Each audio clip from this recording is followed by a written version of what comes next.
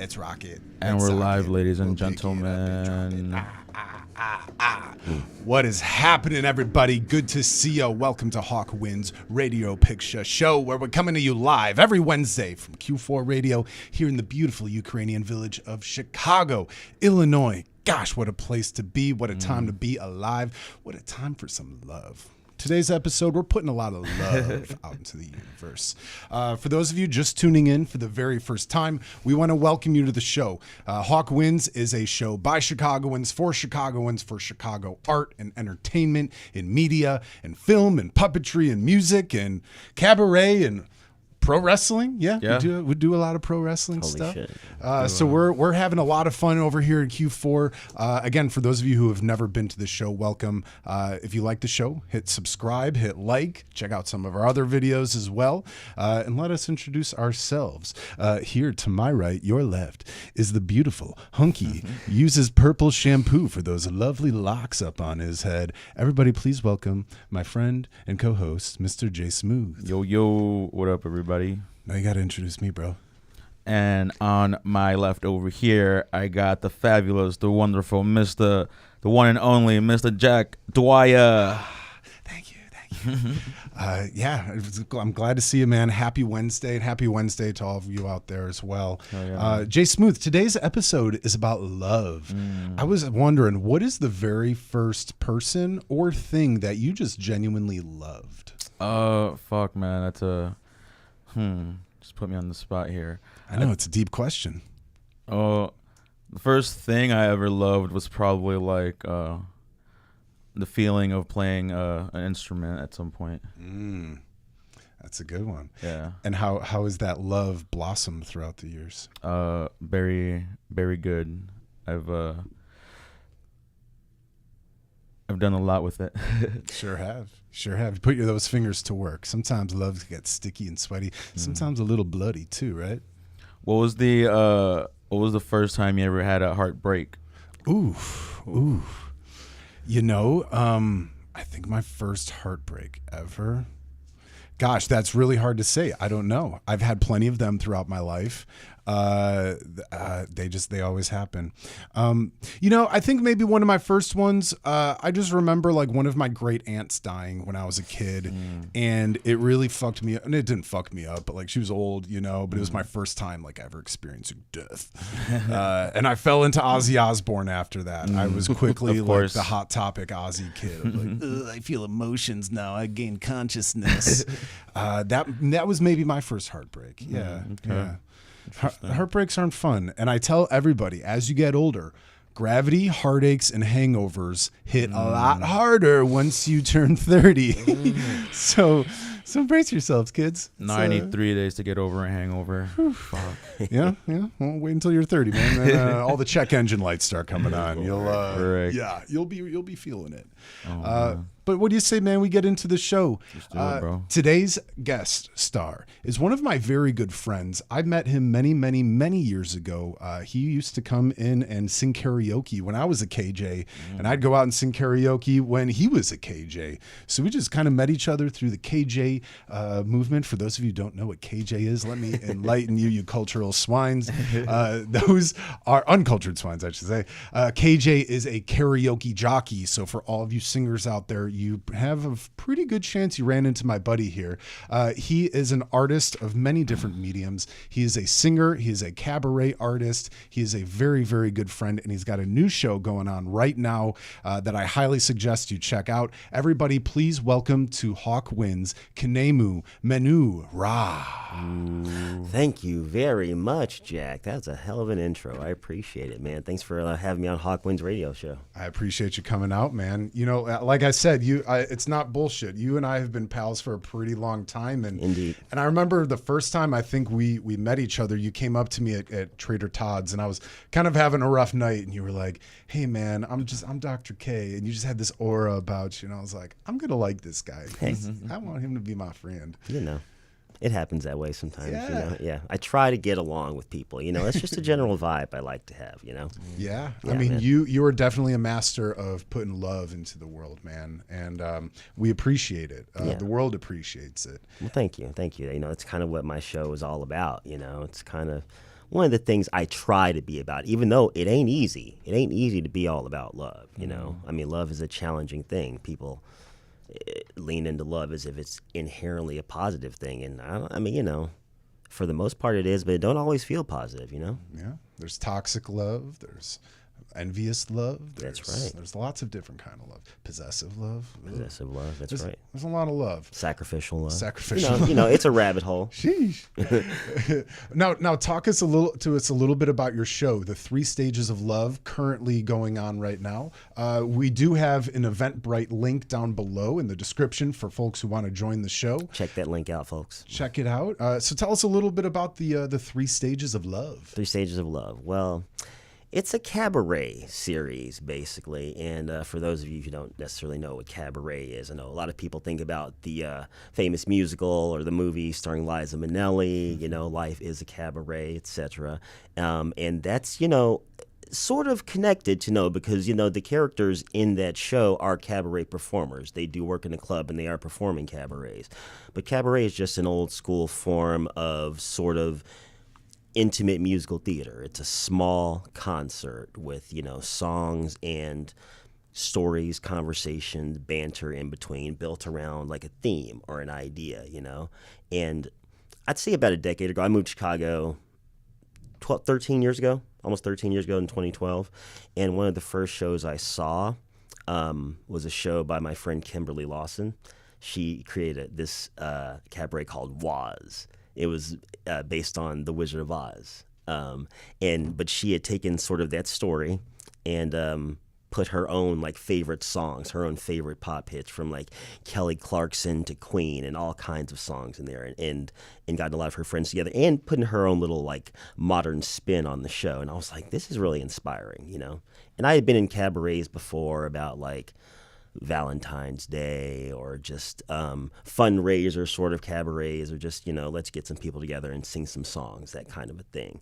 But I thought, what an opportunity to, instead of just, you know, auditioning for other people's shows, because I had been thinking for a long time about I should probably put on my own show as well. You know, what an opportunity to take my background in theater.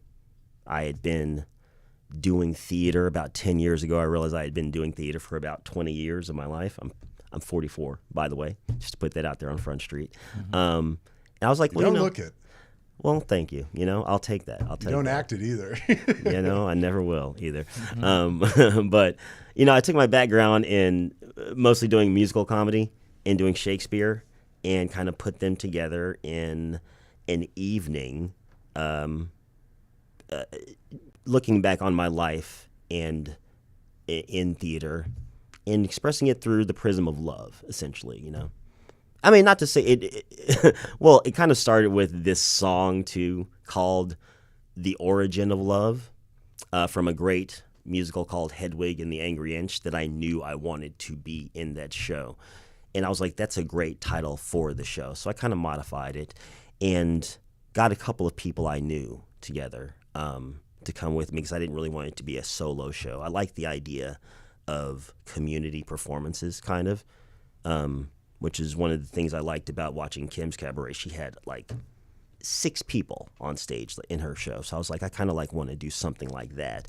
So I got a couple of other singers. I asked them what sort of songs they enjoyed performing or had always wanted to perform, and kind of put them together in like into an original cabaret piece, incorporating Shakespeare sonnets and Shakespeare speeches instead of sort of your traditional banter or stories. Yeah.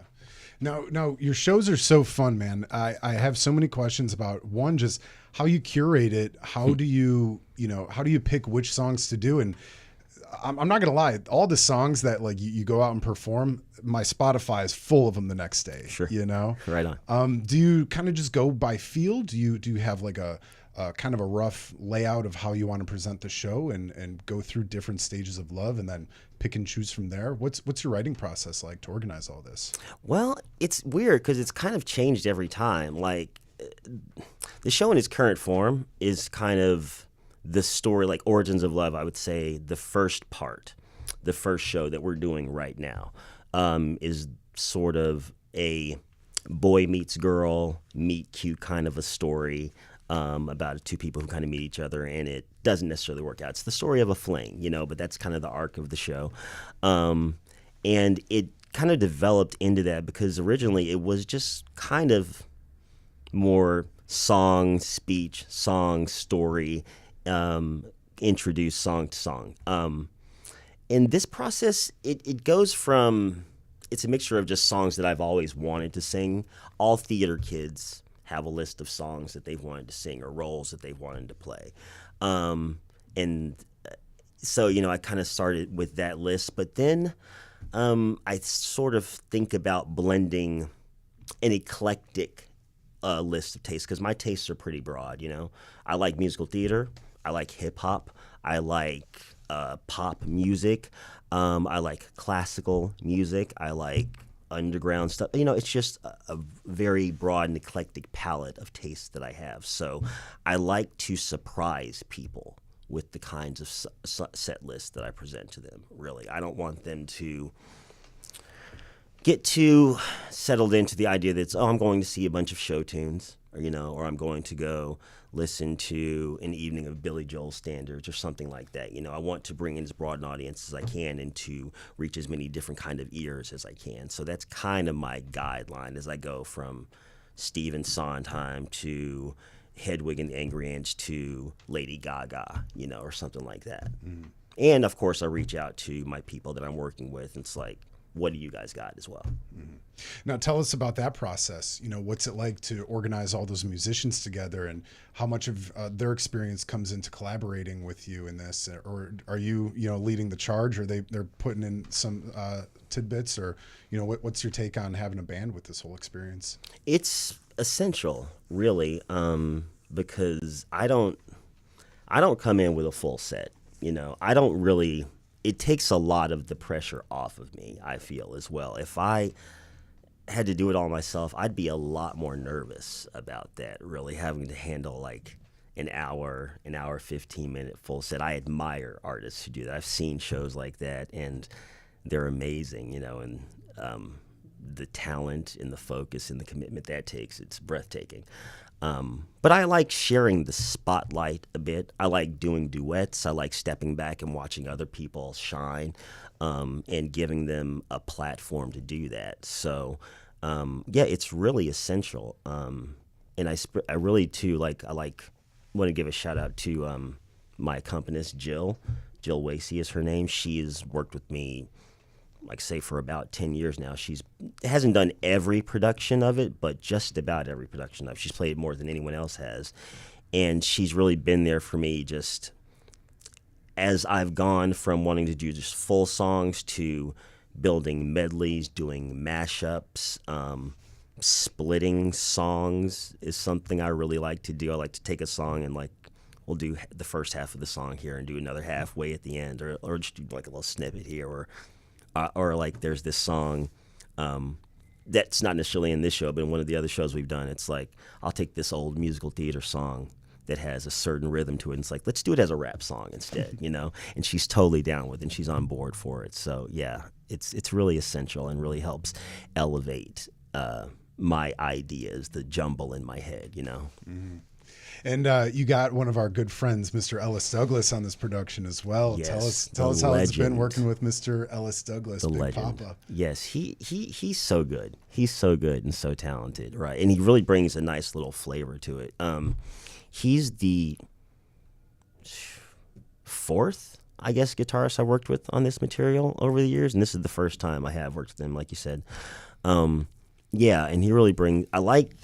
I like working with different guitarists, because, every musician has their own little style, their own little flair, and they bring a different tone and a different flavor to the material. So yeah, Ellis has great style, and I'm so glad he came on board. I'm really glad he's there. I hope I can keep working with him in the future. Thanks for the rec. Yeah, absolutely, man. Seriously. That just goes to show. It's funny, I saw your Facebook post looking for a guitarist for the show, immediately commented Ellis's name, tagged him in it, and here you guys are. And it's so funny because we both, all three of us, and my partner Jasmine, we all have so many of these connections but I'm like, how have these two guys never met before? Right. Yeah. Right? Yeah. And Because I met him through karaoke as well. Yeah. Ellis was a big, still till today, a big karaoke guy. Yeah. And I got a lot of recommendations off of that Facebook post. And I checked out a lot of different people, but then like I saw the name, and I went to his Instagram and I saw some of his videos, and I just like, this guy, like, this seems like, someone I want to work with. This seems like a vibe that I want to bring to this production, and really, it's really worked out. Yeah. This guy fucks. Yes, 100%. Ellis Fucks fucks hard, Ellis fucks hard real and hard, deep. yeah. Yes. He's Also gently. Also gently, yeah, Also with gently, love. yeah. He's a big John Mayer guy, so he's hand behind the head yeah. kind Hell of, yeah. Yeah. He's been practicing a lot of that Spanish guitar lately too. A Yeah. lot of good finger picking with Ellis. Ellis, if you're listening, we love you, bro. Yeah. But yeah, man, tell us a little bit more about the experience of starting your own show. How do you get your foot in the door at these cabaret events, and how do you flourish from there? Yeah, well, it's really I was really fortunate to have a connection to Davenport's Piano Bar. I almost want to say the former Davenport's Piano Bar. Davenport still exists, but it's not a piano bar anymore, and I'm not connected with them anymore. But at the time, the show was that I mentioned. I saw it there. And through Kim, who worked there and had connections there, I reached out to her. She put me in touch with the owners. I went in to audition with them. And, it all worked out. We had a successful run. And honestly, there was a kind of a disconnect of a few years. The first production was in like 2015, 2016. And then for about 3 years, I didn't really do that much. I would stop in the Davenports from time to time. But they're very good at sort of staying connected to people and letting them come back in if they want to, return to perform. They're welcoming back people to perform. And it's it was a fabulous performance space, that little intimate back room. I loved performing on that stage. So when after a few years, I decided to come back. I decided I wanted to do another cabaret show, basically. And being the sort of like movie buff that I am, I decided to frame it as a sequel to Origins of Love, right? It was a very loose sequel, very loose connection, honestly. But I did connect it in the sense that I reused some of the sonnets, used and love again in the title, brought some of the people back, and it really turned out to be a really special experience. We had a really good time, really bonded, and really, and this was 2019, I decided to kind of keep the momentum going, and had a lot of ideas initially. Let me go ahead and shout out their names too. Terry Carolan, Mickey Byrne, my partners who were performing in that show as well. I really wanted to develop another show for the three of us to do together in 2020. And I kind of after the fall of 2019, put it together really quickly, the third show, which I called Extraordinary Love, is like the third part of the trilogy that I kind of thought of. And we booked a date in April of 2020. We were ready to go. And then the world fell apart in March of 2020. What happened? I'm kidding. I forget. Actually, I was on furlough from work for like 6 months and stayed at home, watched live TV. I don't know. It was great. Yeah, so obviously that didn't happen. But in that break, I took 2020. I spent a lot of time working on the show again, reworking the show, working on some other ideas. And then by the time 2020 rolled around, things started reopening again. We were able to come back together, rehearse in person again, and perform in front of people again. We did the show. We sold out. It was great. And I really it was at that point with having all three of the shows developed and performed successfully, I decided, let me sort of rebrand it and repackage it as a 3-part series, And I took it in 2022, we took it to St. Louis for the Fringe Festival down there, which is actually where the show premiered back in 2015. Before we did it up here in Chicago at Davenport's, and we booked 3 performance dates, 3 consecutive days down there. It was really successful. People really enjoyed it, and then we brought it back up here to Davenport's in Chicago and did it in the fall of 2022. So it's been about 3 years since I've laid hands on this material specifically. And in the meantime, Terry and Mickey, my collaborators, we've all gone our separate ways. So I had to find some new people, get some new energy together, and it's been really exciting to put this together with my new singers, working with Ellis, and like doing it in this new venue, and also working with this new theater company that I've come together with, Ghostlight Ensemble Theater, that I've become an ensemble company member with in the past year or so. So it's really been a blessing to be able to come together and keep this little mini enterprise of mine going, Yeah. And tell us about the new space. What makes it different from the old space you've been performing it in?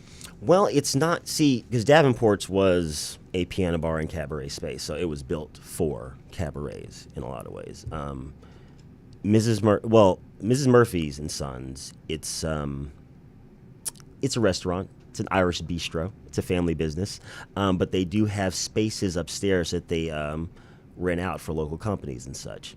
Ghostlight Ensemble, they do site-specific shows where they go to different venues. Each show is in a different venue, and we performed at Mrs. Murphy's earlier this year an original play called Drink the Past Dry that took place in a bar, so we used their upstairs bar there. And while I was there, I was just looking around. There was a piano in the corner. They had a nice little area where they sort of have open mic nights and spoken word events, and I was just like, can we maybe use this space? Can we book it? It's really cozy, really intimate, Has a nice fireplace. So yeah, and it was very available. They are super cooperative. They have like plenty of space for us, and it's really worked out, Yeah. And also they have an open kitchen so people can eat during the show. That's always good. Yeah. Perfect. Now, tell us a little bit more about, just why you love cabaret so much. So many people in Chicago really love it. The low lights, the cool vibes, the piano, the bravado. What is it that really drew you into the cabaret life? It's interesting. Good question. It's a very good question.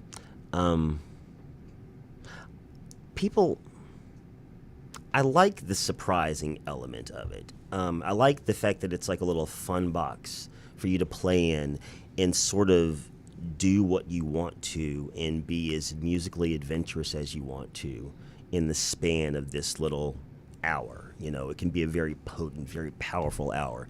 And the pace has to move, really. So you really have to keep people interested. It has to be, you really have to stay on your feet. But you can also go deep, and be very like touching and be very intimate, and be very rich. I'm a fan of Tarantino movies, right? Martin Scorsese movies. Great soundtracks, yeah. 100%. Oh yeah.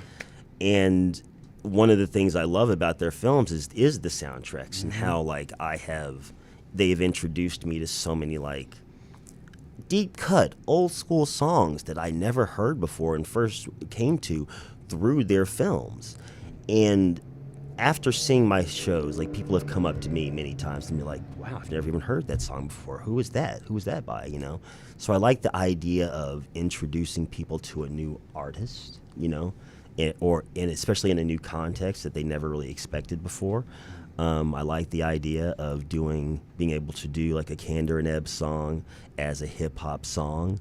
And I like the idea. I even, aside from the 3 Stages of Love, I've also done 3 cabarets for Oscar season, like Oscar themed movie trivia cabarets. And I did I did a mashup of like Dolly Parton and Eminem for one of them, so, which was really cool. So I just like the fact that it gives you license to play around, because you do need a specific like license to do it, so the artist can't come at you, obviously. But like, you can just kind of go on a musical journey, and you can tell any kind of story you want to. You can tell personal stories. You can talk about how much you like the song. You can do Shakespeare sonnets like I'm doing. Or you can even, in some of my other shows, I've done film monologues. I've done Tarantino pieces. I've done trivia in between. It's this weird, just this space for you to be as creative and fun and engaging as you can be. And it's all about you. It's all about who you are. It's all about expressing yourself creatively and really just engaging with the audience in a very intimate medium. And it really elevates me and engages me, Yeah. It's got to be pretty powerful too. When you're in that little tight room, it's like you got everyone in the palm of your hand. Yeah. It's like, it's stand-up-y in a way, which is not something I've ever done, and, terrifies me, to be honest. But it's the first time I've ever, because I've done a lot of shows, I've done a lot of plays, and I love acting. I am an actor. It's where my heart lies. But it was the first time I've ever felt sort of that stand-up-y kind of a buzz, that, where it's just like, oh, I can kind of say whatever I want right now. I can do this. I can go here because these people, they're with me. I can just be funny without the pressure of having to write jokes, in a sense, So it's crazy. Yeah. Now, a lot of these people that have been to your shows, obviously a lot of repeat people coming into the shows. Tell us a little bit about what the reaction was like from your first show, and do you have still people till today coming to all your shows, and what's the feedback that you're getting from it? Yeah, I've gotten some really good feedback. Like, people really they connect with it. They really surprise. It's people have told me they've cried, and they've been really touched. I cried at your show. Oh. Keep that between us, I won't. Listeners. Yeah. No. Yeah, it's okay to cry. It's our secret. It's absolutely, yeah. Cry.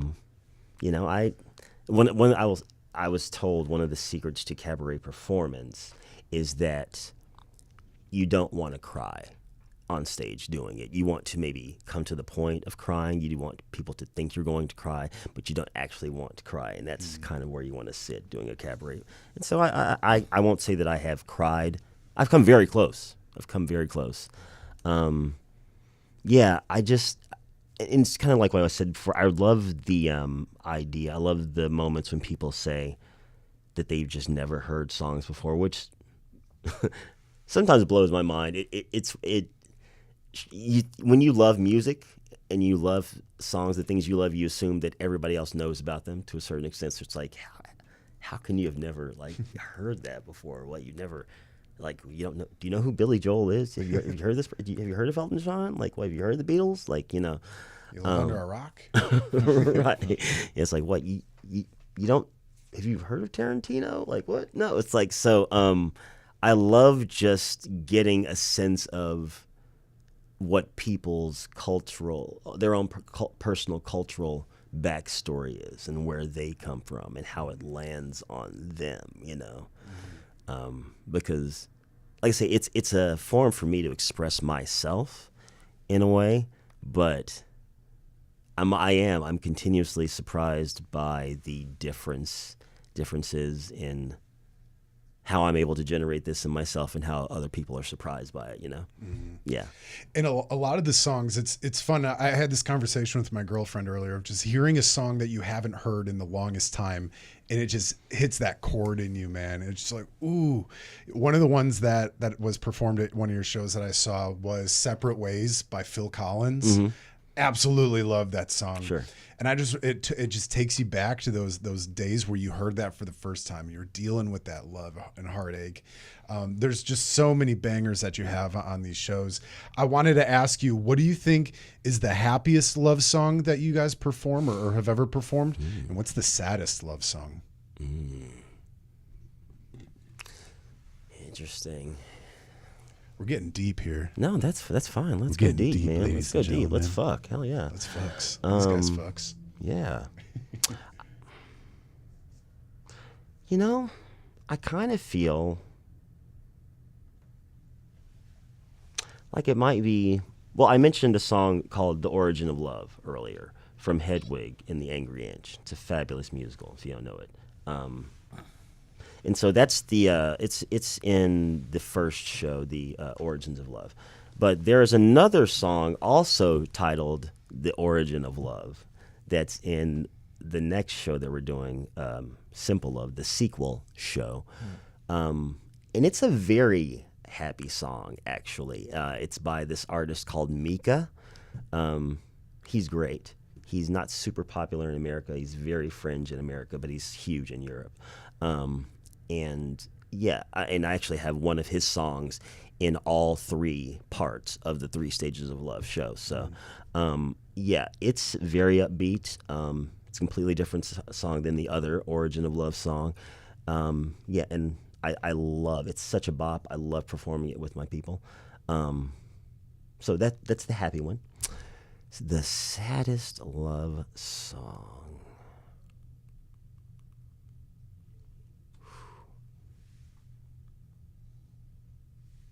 I don't know. Let me think. You can think on that. Yeah, I have to think on that. I have to like look at my set list or something. But we're getting into deep, riveting questions here.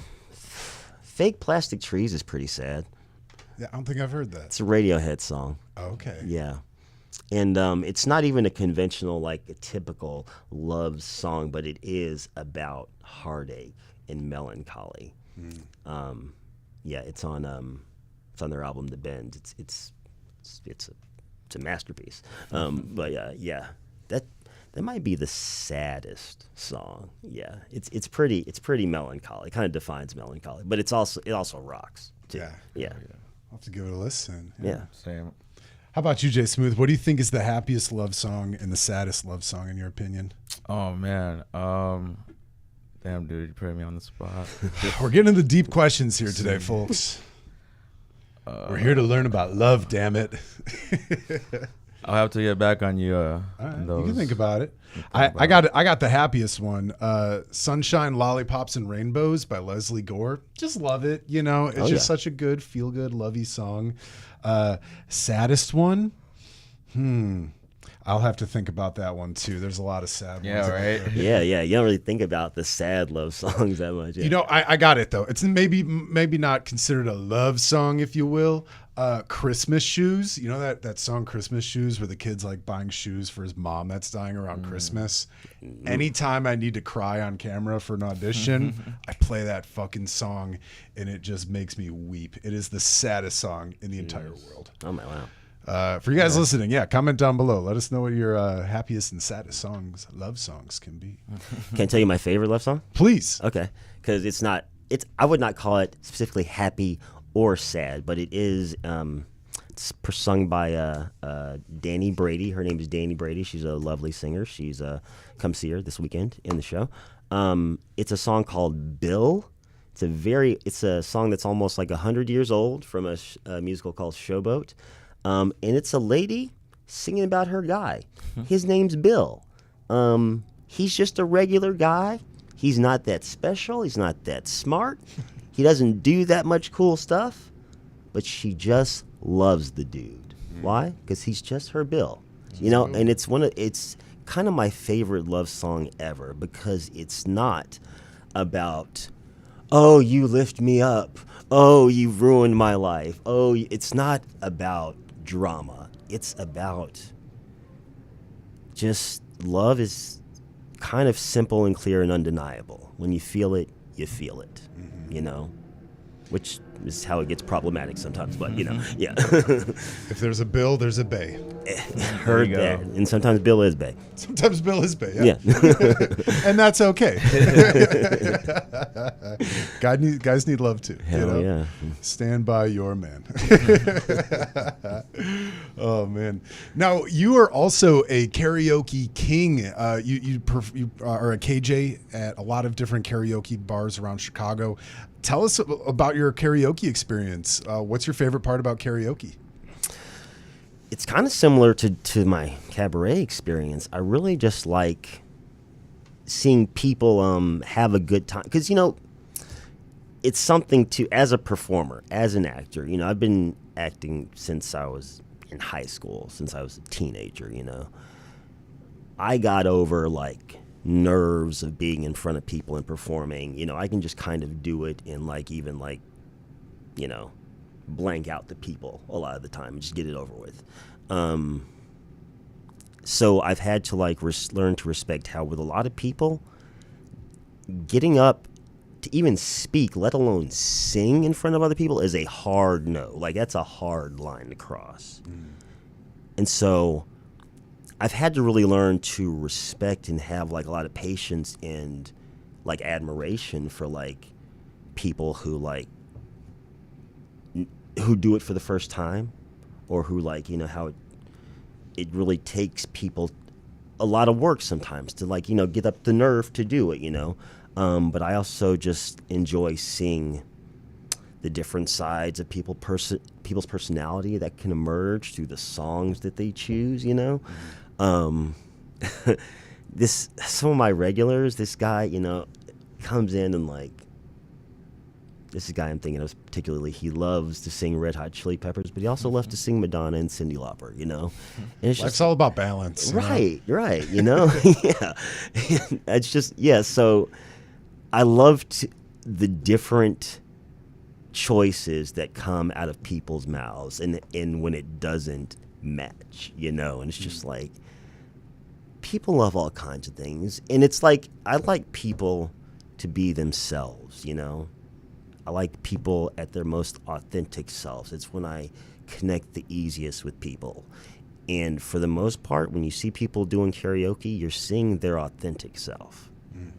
You know, it's hard to hide yourself when you're doing karaoke. So I really love that. Yeah. Now, what is your favorite karaoke song to sing? And what do you think is your least favorite karaoke song that you hear? Deep questions, folks. Deep. Yeah, I'm going to put it out there. I mean... You can be honest. Yeah, I will be. My least favorite karaoke song to hear is Wonderwall by Oasis. It's one of my least favorite songs to hear by anyone, especially Oasis. And then my favorite, my go-to, I got a lot of them. Let's Go Crazy by Prince, though. Yes. Yeah. It's one, I like to use that to kick off my karaoke nights a lot of the time if I can. Yeah, it's like it's a really good starter, you know. Gets the energy going, gets people pumped up, gets them ready to rock, right. Gets them ready to sing. Yeah. Oh, yeah. It's a good intro. Yeah, I think for my experience as a KJ, I think my least favorite, and I absolutely love this song, but it ruined it for me hearing it day in and day out every time, 3 times a night. Mr. Brightside by the Killers. Oh, dude. Love that song, but man, when you're a KJ and you hear it 4 times throughout the night, it makes you start to not like it. Oh yeah. No. But I love that song. Always a banger. But you know, you were talking about getting the people up on their feet, getting them start to perform, and I think one of the key elements of maybe having a good karaoke song is to do that. Because you can go up there and sing a great song and do a wonderful job, but if you're not getting everybody up and moving and having fun and singing along with you, it might be a little hard to like have fun and get them on their side and get them partying. That's why I always tell folks whenever they come up to me, they're like, I don't know what song to sing. I go anything by the Black Eyed Peas. The people will love it. They'll love it. They'll love it. They'll love it. It's true. Yeah. You know? Yeah. If someone was to ask you that, I don't know what song to sing, what genre or what artist should I perform? Ooh, that's a good question. Because, you know, that's a good yeah, Black Eyed Peas is definitely a good suggestion. People like Miley Cyrus, you know. Chapel Roan is very popular these days. Shoot. Yeah, the classics never fail too. You mentioned Mr. Brightside, that comes up a lot. You know, also like people love what's that? What's Up? 4 Non-Blondes. Oh yeah. Yeah. What the fuck is going on? 100%. Metal version's way better. Yeah. Oh man. Now, what got you into being a KJ? Where did it all start? And how have you changed as a performer from doing it for so long? It was well, when I first moved here, like the first bar I went to was the Holiday Club. Still a regular there. I host karaoke there once a month, every third Wednesday. And it wasn't my first time doing karaoke, but it was the first time I started having fun, you know. I mean, I guess I was going there with my buddy, and I really got close to the bartender and just the people that worked there, and so I became a regular there. And after a couple of years of working there, of hanging out there, and getting to know the KJ, Mary Mack, well, she was good friends with my buddy, Aaron, who also started helping her out and hosting some. And so I asked, hey, can I learn at least, whether or not you need me, can I at least get the skills and kind of learn what's going on?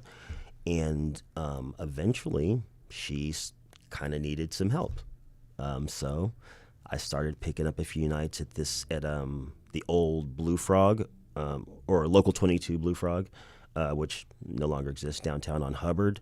And then in Summit Holiday Club, and then eventually post-COVID, I just decided, why not try to do it myself, Why not get a laptop, reach out to some people, and I got a connection through some people I met working at Davenport's, and started picking up a couple regular nights, and it's really it's helped. It's helped me learn a lot more songs. I will say that. It's exposed me to a lot more music. It's broadened my tastes a little bit more, and I will say, as a theater kid, I spent a long time listening to a lot of musical theater, almost exclusively. So it kind of brought me back out into there's other music out there to listen to. And it was kind of relieving, honestly, It influenced me in a lot of ways as a cabaret performer too, just because in the sense that what I was saying earlier, I never wanted to be the music, my set lists, I never want them to be too homogenized, too within the same vein. I want to cross genres and cross feelings, and I want to have, up tempos, ballads, percussion heavy, whatever, I'd like to, so far I mostly usually just have a piano and drums. Oh no, sorry, piano and guitar. I have had drums for certain shows because it's just certain songs that we chose. You have to have it, you need that sound. But I hired a saxophonist one time to come in and do a little riff. It would be nice to have, I don't know, an 8-piece band, just it'd be nice to I have all these different ideas for how building up and doing kind of epic size cabarets, but at the same time I remind myself the nature of cabaret is intimate. So don't get too big and too outsized, so I don't know. It's yeah. Yeah. Karaoke, being around it for so long, it's a lot of fun. And for folks ever looking to get to be a KJ, try it out. It's a lot of fun. It's a really cool way to meet a lot of people. Yeah. To see a lot of great talent. Yeah. It's just, it's a really a lot of fun. And when I say fun, I mean, you have some pretty crazy nights doing it, Definitely, yeah. Can you tell us about an experience you've had of having, what is the craziest night of karaoke you've ever experienced? I can tell one that was there was kind of a scary experience, honestly. We could talk best and worst times. Yeah. Sure. Yeah. I guess, you want to be respectful. Mm-hmm. My first regular KJ, Mary Mack, who I still work with, she has 3 rules that she announces at the beginning of her nights. You got to drink booze, no booing, and nobody talks shit about Patrick Swayze. Damn right. Damn what a right. Great rule. Exactly. I love that. Yes. Man's an icon. He really is. Rest in peace. R.I.P. Patrick Swayze. Yes. Nobody puts baby in the corner. Nobody puts baby in the corner. I'm glad he made it to the show. One of the worst takes I've ever had in my life was that Dirty Dancing was a bad movie. It is not a bad movie. I publicly apologize and renounce that. It's so good. It's so good. If you haven't seen Dirty Dancing, watch Dirty Dancing. Anyway, sorry about the tangent. I'm not really a rules guy when it comes to like hosting my karaoke, but I do like to enforce the idea of no booing, you know. And it's not a hard thing, but it's like just be nice. Be nice. Try to clap. Try to support each other. There was a guy. He was a regular. He's not anymore. He's not invited back because I guess while he was singing his song, there were these people. There was a group over to his left, right, whatever. That was being a little loud, a little rude, and like noticeably, like I could hear them, you know, in the middle of his song. And after his song was over, while he was still on the mic, he started screaming at them, "Fuck you guys, shut the fuck up, you're the rudest fucking people, you fucking suck." And then he turned his aggression at me. "You're the worst KJ ever, fuck you, fuck this bar, fuck the bar." Like everybody became his enemy in the bar. Yes. And he just dropped the mic and walked out. And it was just like, and we were all just like, okay, let's move on, you know? And while I don't support what he did, I will acknowledge that the group was being a little obnoxious. They were. And they maybe escalated his mood, his aggression a little bit. So that was weird. Can I ask a follow-up question to Please, that? yeah. What song was he singing, and was it any good? God, I don't remember. I do not remember. That completely left my mind. Let's say no, it wasn't good. Yeah. Good answer. Yeah. It's probably Wonderwall. Wonderful, yeah. Yeah, 100%. I'd probably talk to that song too. I don't know. I'm kidding.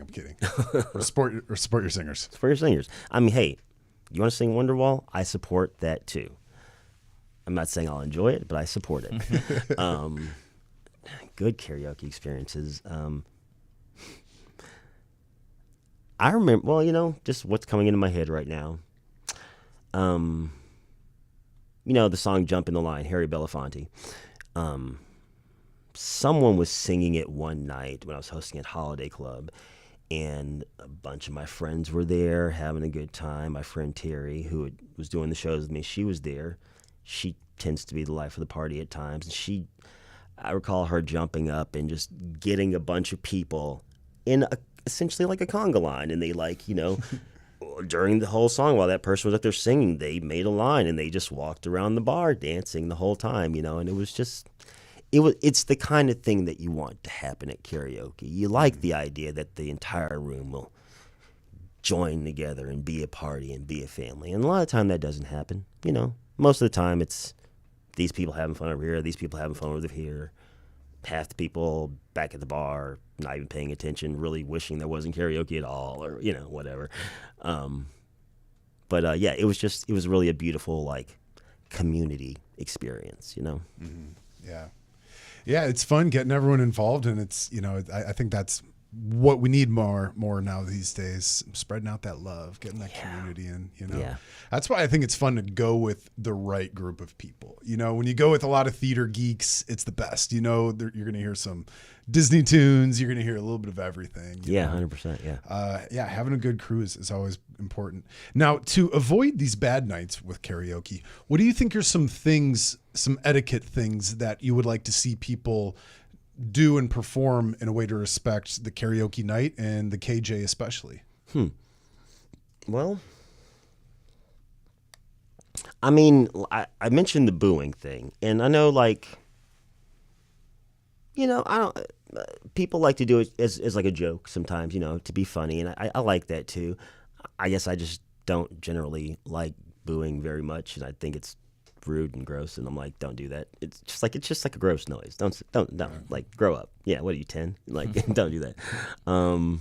Support each other, like, you know, clap. You know, it makes a person feel good.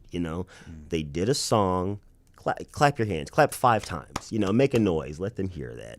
And you were saying it earlier, like, just referencing someone like kind of asking about like what song should they sing.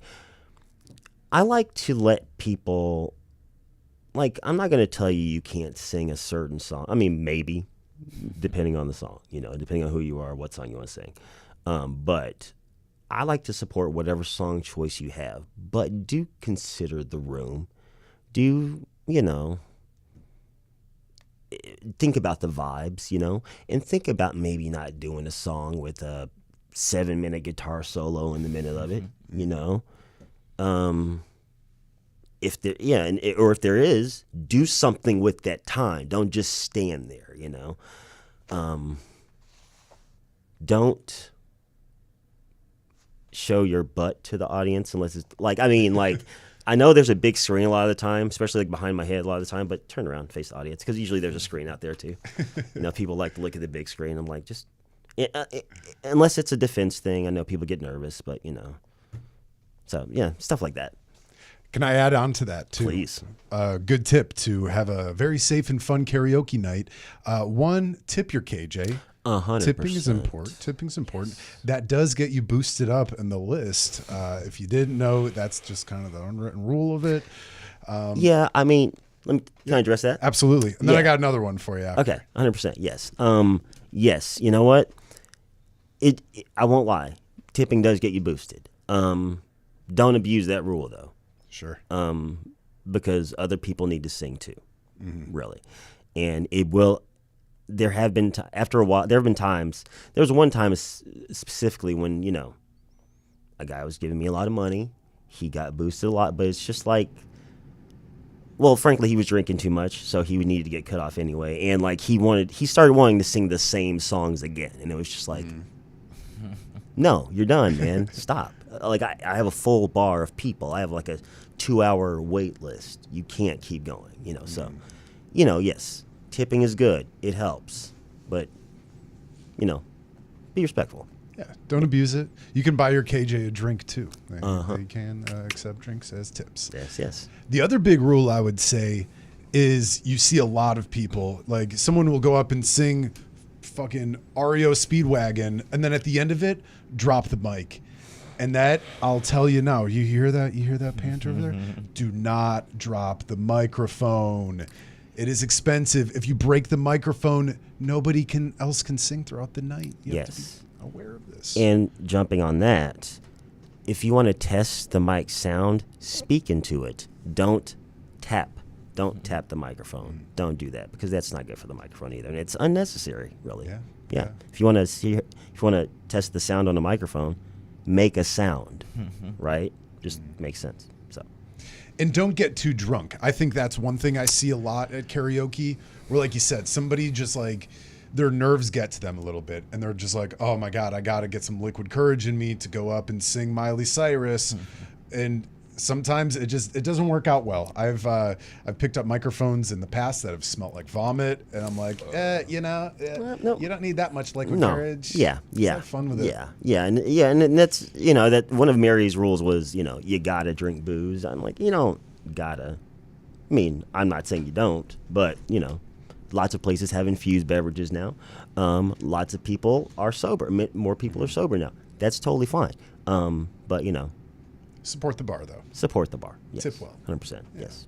That's what they're there for. It is a bar. Absolutely. Yes. Yeah. Man, do you got any questions, Jay Smooth? How you feeling back there, baby? I'm good, man. I'm having a good time just listening to you guys talk about karaoke because I love karaoke, man. I go all the time, dude. What's your favorite karaoke spot? Probably Louis Pub in Wicker Park. Yeah. Been there. Before I used to go to Trader Todd's a lot. It's a pretty fun spot. Alice's Lounge is a good spot too, for those of you who don't know. Yeah. Chinatown is sweet too. Yeah. K-pop, that's a really fun one. Wow, I've never been there. K-pop, okay. Yeah, K-pop, it's like right at the square there. And then there's a couple like further south, I think on Cermak. But yeah, definitely a lot of really good spots out there too. 100%. Yeah. Well, if anybody's looking for karaoke on Saturday nights, I am at the Double in Logan Square. It's on Fullerton, between Kimball and Central Park. It's on the corner of Drake and Fullerton. If you want to come check that out, I'm there every Saturday at 10. So come on out. We have a good time. Cool. And where else are you KJing at? I also KJ at the Holiday Club every third Wednesday. So a week from tonight, I'll be there starting at 9 o'clock. Terrific. Yeah, you guys swing on by. Let Khemu know that Hawk Wind sent you over. Well, hey man, we do have all these rapid fire questions we're hoping to get to. Oh my tonight. gosh! It is a new part of the show here, and we're making up some new rules for these rapid fire questions. The guest is now going to hold the bell, and they're going to give the bell of completion once they're done with their statement. Because some of these questions, as we learned from Professor Pizza, like some take some explanation. You can't just say you're going to have pineapple on your pizza and then not explain a little bit more. That can ruffle some feathers here in Chicago. So we give the guests a little more time to answer the questions and really get down to the brass tacks of it. So what do you say? You ready for some hot and spicy love questions? Let's get down. Well, because we got all sorts of different kinds of questions. Let's get busy. Let's get into the love and inspiration section. Oh, yeah. I want to know, what is the first time you fell in love with the theater?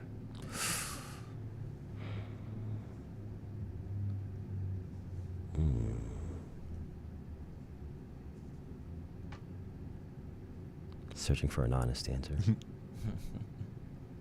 The first time I fell in love with the theater, I went to a theater camp when I was 16 over the summer, between sophomore and junior year when I was in high school.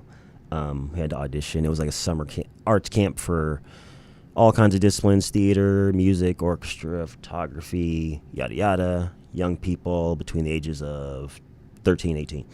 And that's basically where I decided that I was committed, that I was kind of in for life. It was college level training. There was this teacher there who really inspired us and pushed us, and treated us like we were professional performers.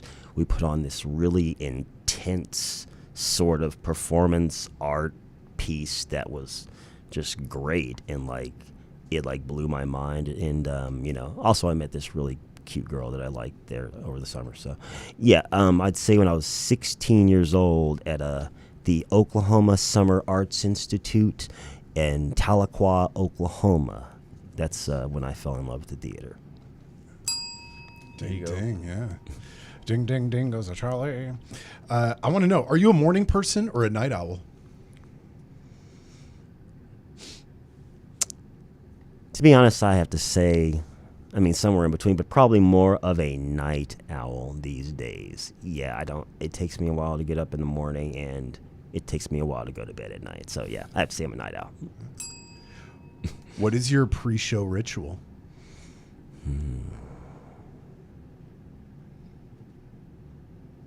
At least 10 push-ups.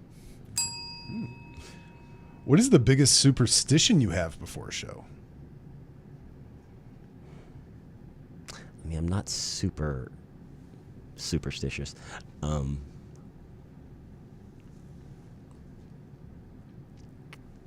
Pass. Let me come back to that one. All right. What is your favorite smell backstage or at a cabaret show in general?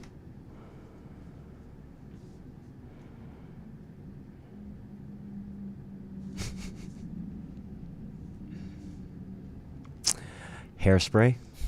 Okay. I don't use hairspray, but there's something about the smell of hairspray that reminds me of being in a dressing room around people getting ready for a show.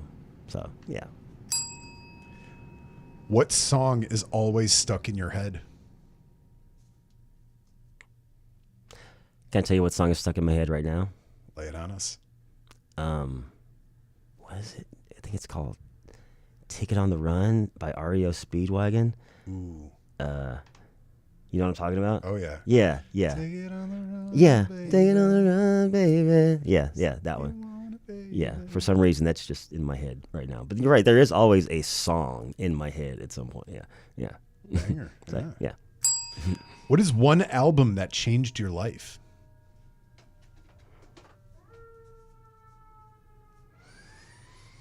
Yeah. I mean, Jesus, there's so many. Okay, because I just invoked his name. The Brown album, Jesus Christ Superstar. It's one of, I was in high school, getting into theater, getting into musical theater. Bought that cassette. Lots of people in the 70s, they bought albums. I was in high school in the 90s, I bought a cassette. Played the hell out of it. And I just remember it.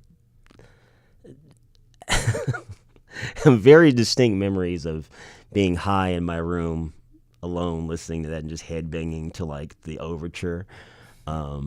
So yeah, I'll say that was definitely a key musical text in my life, and ended up doing the show like 10 years later. So Jesus Christ Superstar. Hallelujah. Now, if your cabaret show, The Stages of Love, if it had a signature cocktail, what would that cocktail be called, and what would be in the ingredients? Oh my gosh.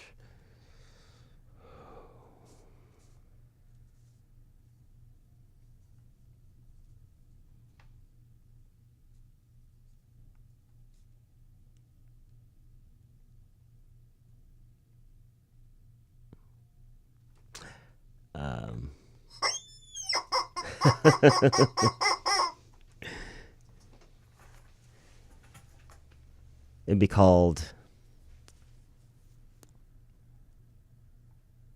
Read My Mind. It would have whiskey, certainly, and ice, and a glass. It would be whiskey on the rocks. That's Whiskey what it would on be. the rocks, Yeah, that's hey. what it would be. Yeah. That's gotten me through a lot of heartache. I'll tell 100%. ya. Yep. What was your first experience of falling in love?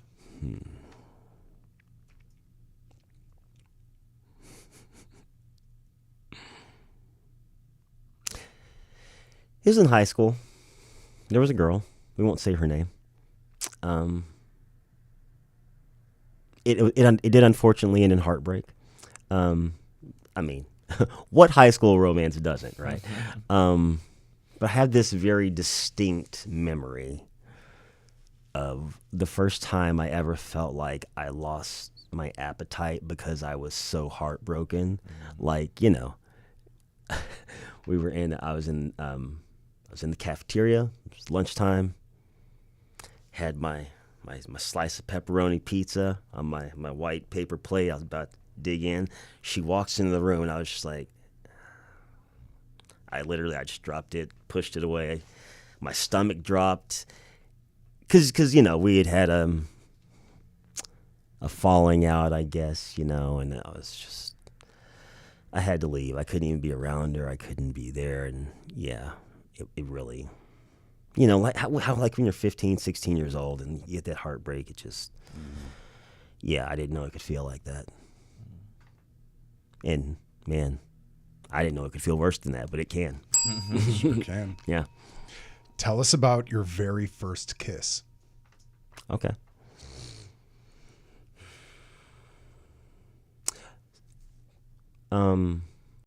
School bus.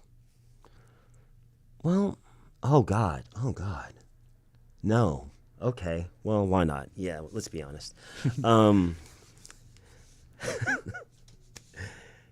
When I was like 4, my parents went to visit a friend of theirs. Jesus, my mom's gonna be watching this. My parents went to visit a friend of theirs, and I went with them. Their friends had a couple of kids, too, right? Obviously, and the daughter was like 7 or 8. Parents were downstairs hanging out. Kids went upstairs to play. And I don't know where the brother went, but somehow the daughter and I were like left alone by ourselves, and we decided to play house. I was the daddy, she was the mommy. And we decided, to kiss like mommies and daddies do. And so we went in the closet by ourselves and started kissing each other. And like we were in there for a few minutes, honestly. Yeah, at the age of 4, first kiss. I think there may have been some tongue too. Hey, what can I say? Nice. Yeah. What is the best cure for a heartbreak?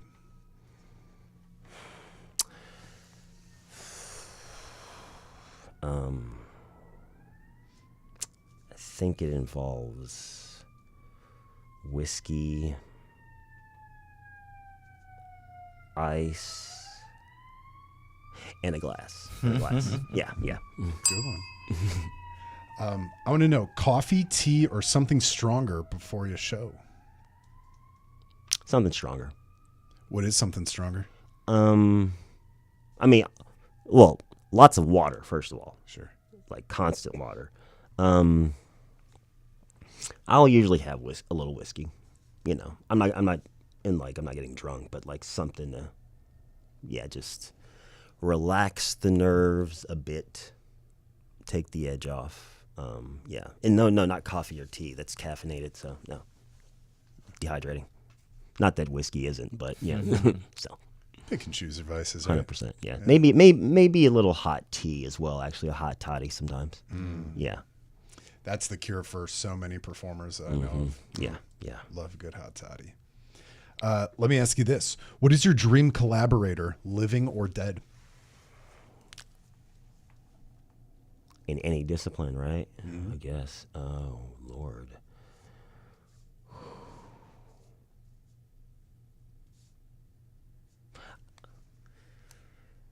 I'm a big fan of Kenneth Branagh. He's one of my favorites. He's one of my sort of like models, like, you know, spirit, animal, people, like, you know, role models. That's the word. That's the phrase. Yeah. He's had a wonderful career. Like, he's a great director. He's a fantastic actor. He's done lots of Shakespeare, which I love. He's also directed like superhero movies and Disney movies and like spy movies, and he works with Christopher Nolan. Like, it'd be great to just collaborate with him and work on a project with him in some kind of a way. So, yeah, that sounds like a good answer. I mean, I could say millions of things, but you want one answer, so there. Now, if money was not an option, what project would you like to create? Good God.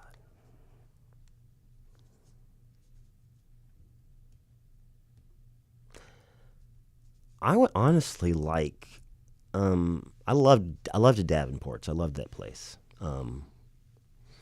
And the idea of running a performance venue, like a cabaret, piano bar, theater, comedy venue. I mean, you know, it's not the most original thing. There are many places like this, but it's just kind of like related to my community cabaret vibe. The fact that I don't really want to do like a solo show. I like being someone who can like provide stages and forums and platforms for people to do their thing, you know, being like the presenter of things, you know, like being sort of like the MC in a way.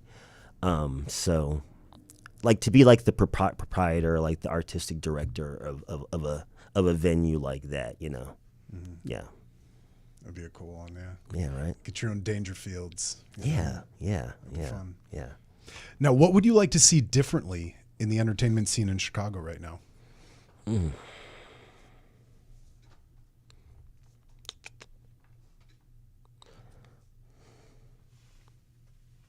I'd like a lot more, I mean, and there are plenty of them, but I guess more open mic spaces, you know? I mean, like I say, they're out there, but I mean, I feel like there used to be more, you know? And I feel like they're kind of going away because I guess maybe they're not necessarily money makers or blah, blah, blah. But like, they're always going to be inroads for people to like find their way in and to do their thing, you know? But I guess, you know, it's tied to sort of the answer I just gave you to the previous question, you know, a place for people to be able to more more avenues for people to express themselves without having to worry about the result. Ultimately, more experimental venues. Yeah.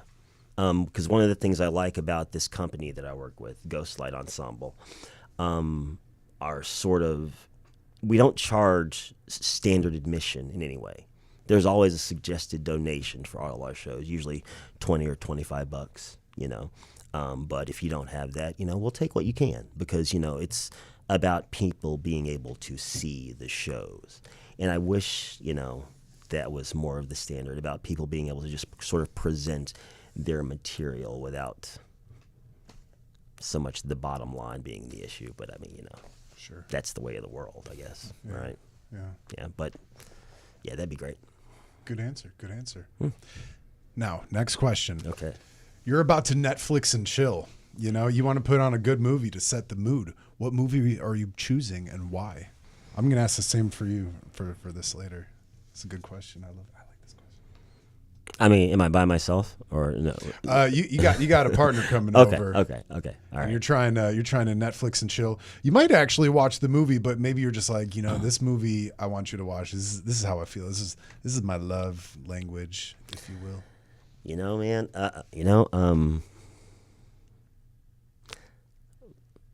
My favorite comedy of all time.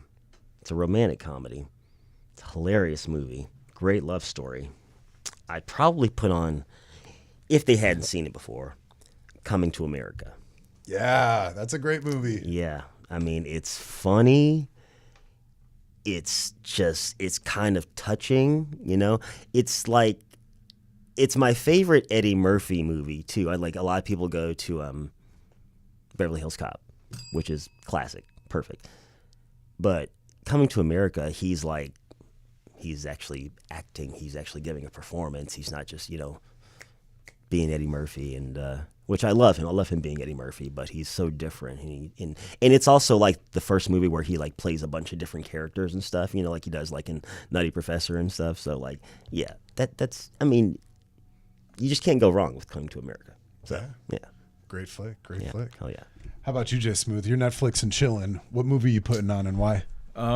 Probably Pulp Fiction, only because I've seen it 1,000 times. And in that case, you kind of want to put on a movie that you've already seen, because after 10 minutes, it's going to be background noise. Sure. Just clapping cheeks. Yeah, sure. You get that It's got a great soundtrack to it, too. So. That too, can't go wrong with good old Pulp Fiction. Damn Great right. flick. Great Damn flick. right. You know what they call a quarter pounder in France? Royale with cheese. Oh yeah, with cheese. I'm gonna throw mine out there. I think it's worth noting. A good romantic movie to watch if you're trying to Netflix and chill. You mentioned Tarantino earlier. It's not directed by Tarantino, but it's written by Tarantino. I think you know where I'm going with this. I think so. True Romance. Yes. True Romance is one of my all-time favorites. I can't tell you how many ex-girlfriends I've made watch that movie. I'm like, this speaks to me. This is like my love language. This is what it's all about. I want to be really cool for you, Yeah, that's a good Netflix and chill movie, honestly. Yeah. Or The Notebook. Boo!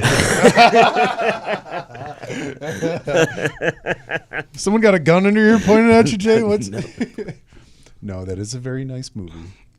It made me cry. It's a good one. It is. It's true. It is a good movie. Yeah. And it deals with dementia. It's a sad movie. Yeah. Came out of nowhere. I was like, oh my God, I didn't know this was in it. Oh my God. Wow. I heard they didn't like each other on set, those two. Ryan Gosling and my wife, Rachel McAdams. My wife. Very nice. Yeah, she's pretty. I like her. How much? That might be another one too. It's like, hey, let's just cut back and watch some Borat. Dude, just get into. Dude.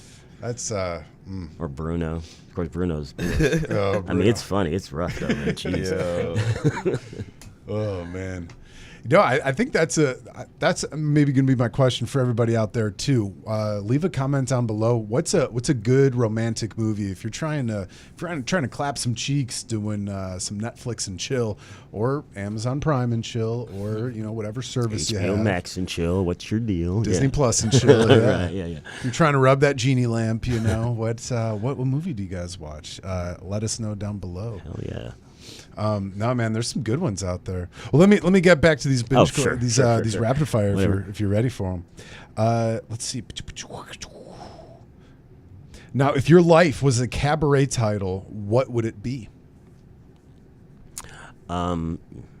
It would be called Origins of Love, the Miseducation of Dr. K, which is playing this weekend and this Friday and next Friday at Mrs. Murphy and Sons. Great answer. Great answer. Now, if you were to describe karaoke in a couple different emojis, what emojis would you emote? Karaoke in a couple different emojis. I mean, honestly, it's a microphone, sure. A heart emoji, because I love it. Probably that, the head exploding, because that happens a lot. Fire, because, it's lit. Yeah. And, you need a martini glass, because, There you go. yeah, you're drinking. Perfect. I think there's a whiskey on the rocks emoji too, if I'm not Sure. mistaken. Yeah. You know? Yeah. Or even a beer bottle. Whatever your track is. Emojis. Get on more cocktails. We need some more cocktail emojis. Also need more of a karaoke. Well, they have little karaoke gifts and stickers and stuff. So, but we need a karaoke emoji Right? specifically. Get on that. Yeah, get on that, Apple. Whoever makes emojis. Who makes emojis? Is there an emoji company? I mean, there's an emoji movie. True. Is it IP? Yeah, I think so at this point. By Yeah. definition? Damn. Yeah. Imagine being the guy who invented emojis. He's just living on an island somewhere. He's like, hey, you know that eggplant thing you guys keep sending each other? It's from this guy. Yeah. Carol at HR thought it would be a bad idea. But man, I bought this fucking yacht. It brought me this underage model. Eggplant. That's hilarious. Oh, it's so weird. Eggplant emojis. All right, next question. What is a character you would most like to play on stage Ooh. or in a movie? It'd be fun to be Alexander Hamilton in Hamilton. Preach. Yeah. Yeah. Yeah. Have you seen the show? I have. Obviously, yeah. Yes, I love it. What's your favorite part about Hamilton? Hamilton, honestly, it was kind of an inspiring piece to me in developing the cabaret series. Because one of the things that I came to realize when I was putting these things together, I came to Hamilton between writing the first part and writing the second part. And there is actually a bit of Hamilton music in the show, in Origins of Love. But I like the way, sort of the mashup quality of it, the fact that it does use very classical, soaring, musical theater-y ballads, but it also clearly is a hip-hop show and has pretty good hip-hop in it, too. So yeah, that's really one of the things that really kind of sticks out to me.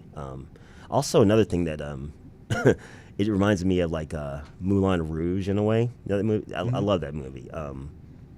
And I realized that in building this cabaret series, I've really just been trying to make my own little Moulin Rouge in a lot of ways. So, yeah. Risque. Yeah. Yeah.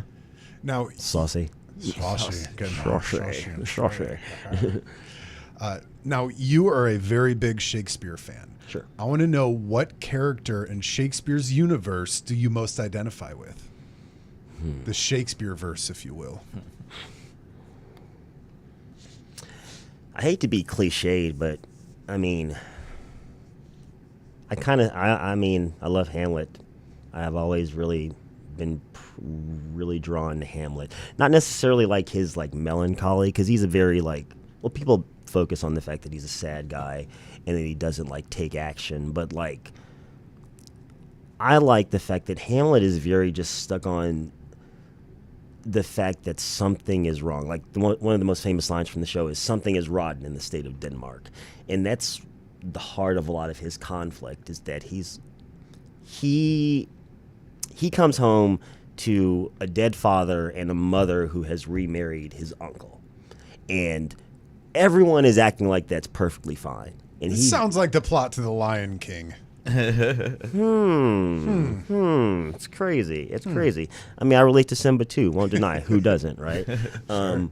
But like, I relate to that aspect of it, and it's something that I actually did a production of Hamlet once, and like one of the things I really keyed into is just like, why is everybody acting like things are normal? Because I feel that way in life a lot of the time. Why do people just act like weird things are normal? Like, you know? So, yeah. It's the world we're living in now, yeah. Yep. The world is out of joint. It's only getting weirder. Now, let's get back to Shakespeare. I know, again, you're a big Shakespeare fan. What is your favorite Shakespeare quote about love? Yeah, you'll hear it in the show. These violent delights have violent ends. It's from Romeo and Juliet. And it's, you know, it's a bit extreme, but love can be intense, you know. And it's about the need to take it slow. Because, I mean, it's to sort of fast forward a bit in that chunk of text. It ends with, love moderately, long love doth so. Too swift arrives as tardy as too slow. So it's just like, you know, just because you're hot for somebody, just because you have feelings for somebody, there's no rush. You know, you got all the time in the world. Get to know each other, get to understand each other, get to respect each other, you know, because what goes wrong in relationships? Well, people don't take their time. People don't actually they don't take the time to really get to know the person that they're in a relationship with. And then, you know, a few years in, they're like, who the fuck is this person? What happened to the guy I knew? What happened to the girl I knew? You know, yada, yada. So, yeah, these violent delights have violent ends. It's my favorite quote. Love young. I mess up. I was doing my snooty French impression. Young love, she's a bitch, no? Oui. Oui. Now, what is your favorite Shakespearean insult?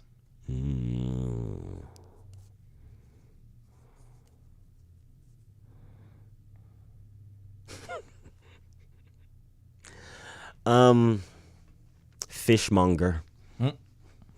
Now, for the folks over here at home who might not know what a fishmonger is, please enlighten us. Yes. I mean, you know, it's on the surface, it's basically insulting someone by calling them a lower class person, just like someone has to just kind of sell fish for a living. But it's also, I mean, if you think about fish and think about the phrase tuna and what it's a colloquialism for, you're basically calling someone a pussy hound by calling them a fishmonger. So, Well, you learn something new every day here on Hawk Wins, folks. yeah.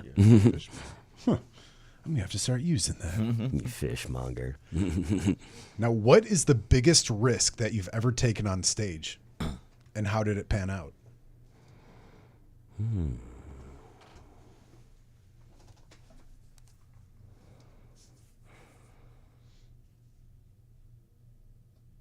Well, I stabbed myself in the hand once when I was on stage doing Hamlet. And it was done in a way, it was a move I had done many times, you know. I was supposed to move my hand, you know, I had my hand was in a certain place and I was supposed to move it and do a stabbing motion.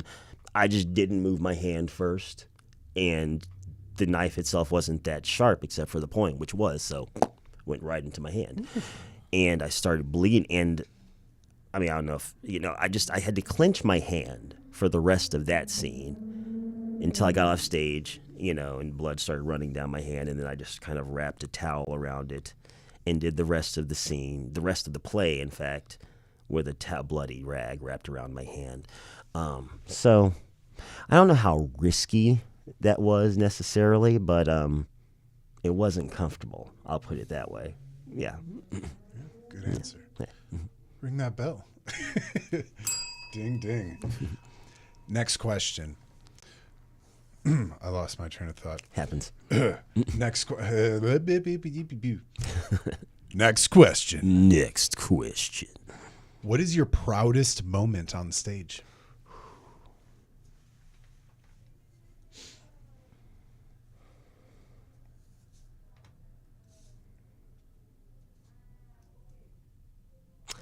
Man. Really?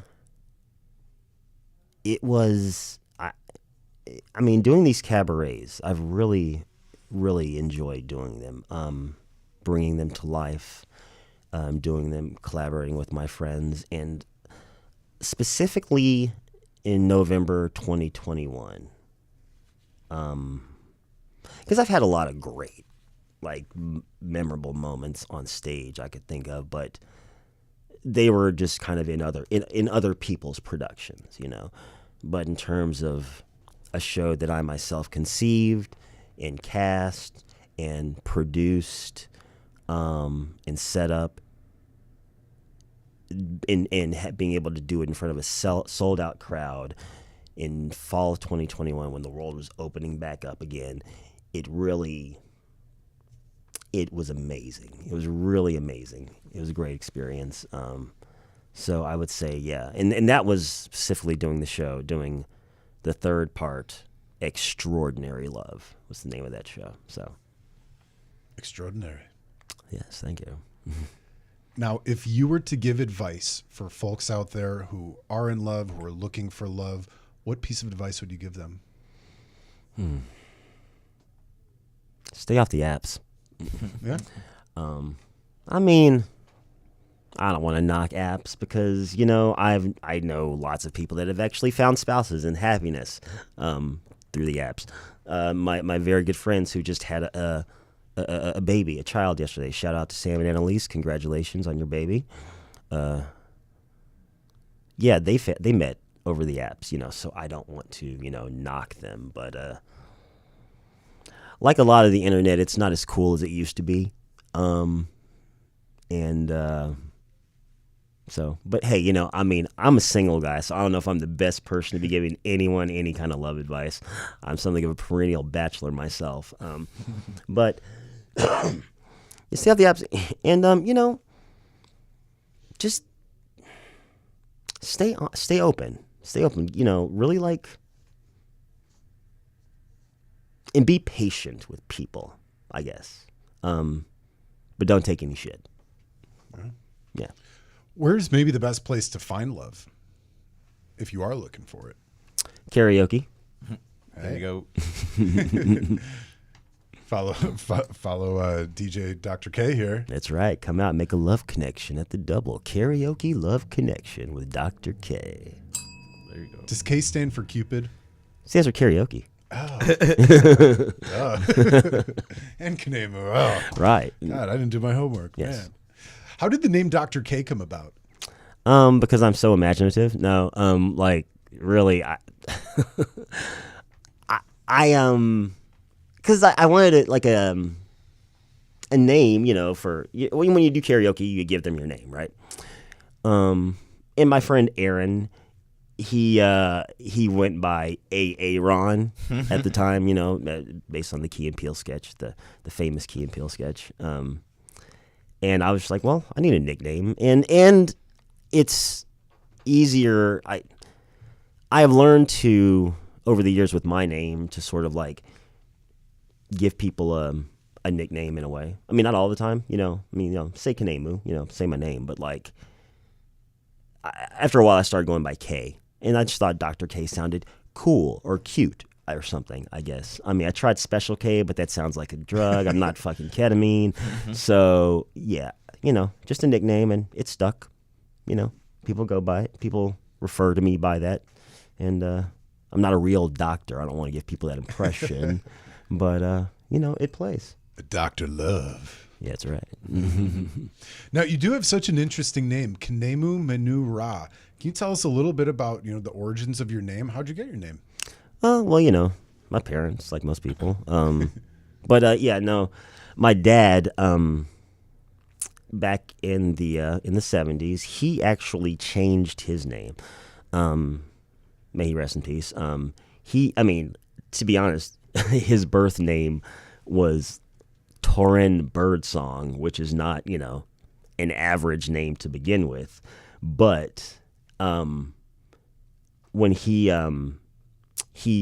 served in the Air Force during the Vietnam War, and when he came back, he converted to Islam and changed his name, essentially, like a lot of young African-American men did back in that day. And he became Amsi Menura. He chose that name. And so when I was born, I was given an Egyptian name. I took on his last name, and, he with my mother, they decided that they didn't want me to have, to bear the legacy of the slave master in a sense, So, I was born a young black kid born in Oklahoma City with the name Khemu Kufu Menura, and it's been an interesting journey. I when I was a kid, I remember kind of not liking it very much. Well, because I would get sort of teased and made fun of a bit by other kids, who just didn't understand it, and I didn't enjoy being that different, standing out in that way. I remember wanting my name to be like Greg or Rick or something like that. Those are basic names. You don't want a name like that. Sorry to all our Gregs and Nicks out there. Yeah, shout out to Gregs and Nicks. But Fuck Greg. one of my best friends is named Greg. Shout out to Greg.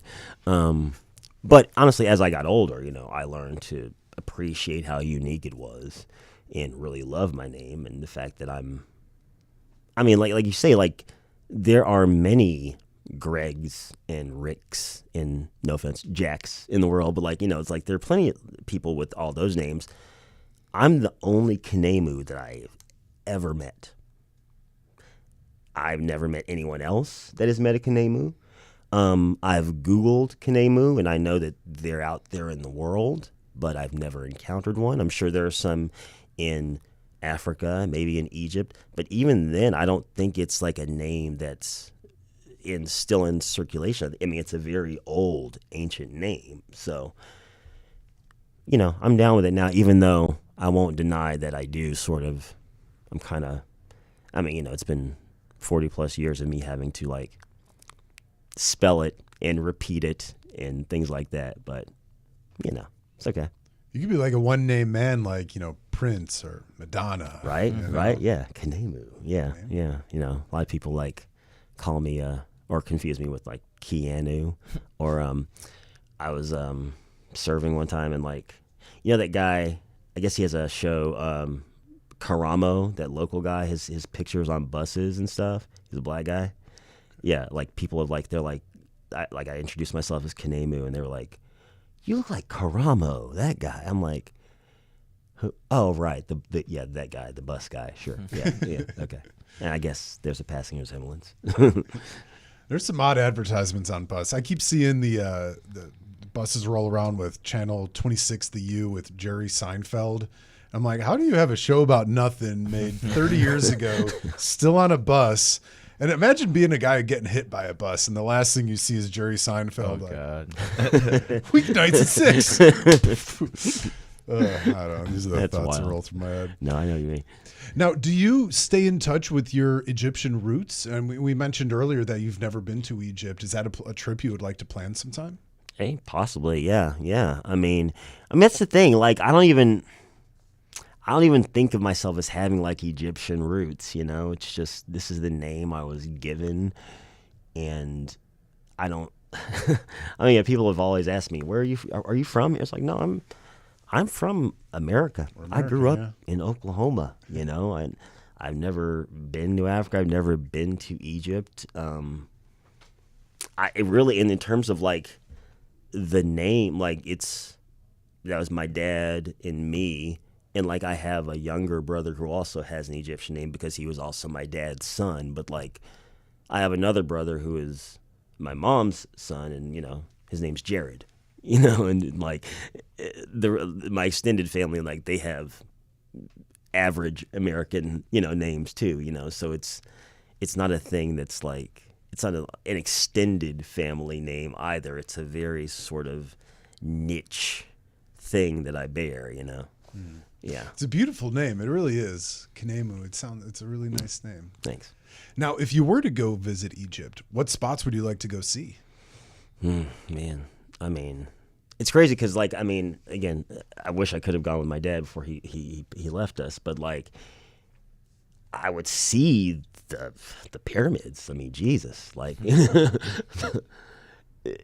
those things are incredible, right? Like, I can't even imagine. Like, you see pictures of them forever, to actually be there and see that stuff. Like, yes, I mean, yeah, obviously I'd go see the pyramids. I'd see, you know, the whatever it is. Tut, is that the guy? The face that you see, the guy with the no nose? Yeah, or Cheops, yeah, or Khufu, really. Yeah, what's the Sphinx? Sphinx, yes, the Sphinx. Thank you. Yeah, that's what I was talking about. Yeah. So yeah. Are you into the conspiracies that surround the pyramids at all? Like, do you think it was people? Do you think it was aliens? Do you think it was a power source? Do you think it was anything other than, you know, a temple to worship? No, I mean, I guess I don't really know that much about it. I think it was probably people. Aliens, I mean, you know, if you want to go that Stargate route, I guess. No, it was probably I think it was probably people. A lot of hard work. Yeah. I was talking to someone about this the other day, and because he was a tour guide that I worked with, and he was talking about, because he used to study out in Egypt and talk about how the pyramids were made. And one of the things he was mentioning that I thought was so just like mind blowing was that they really have like 3 seasons out in Egypt. There's like summer, fall harvest, and then like winter wet season. Oh yeah. And they were saying that like most of the bricks, like they weren't like pulled or dragged, but in these wet seasons they were floated. And they were saying that they could like essentially fill the pyramids up with water and have like flotation devices on it to bring it up higher up and pull it off. Wow. I don't know. I wasn't there. That's wild. Yeah. That's one of the theories going around. Yeah. Or it was aliens. It was probably aliens. Are you a believer in Are you a believer in aliens? I would say,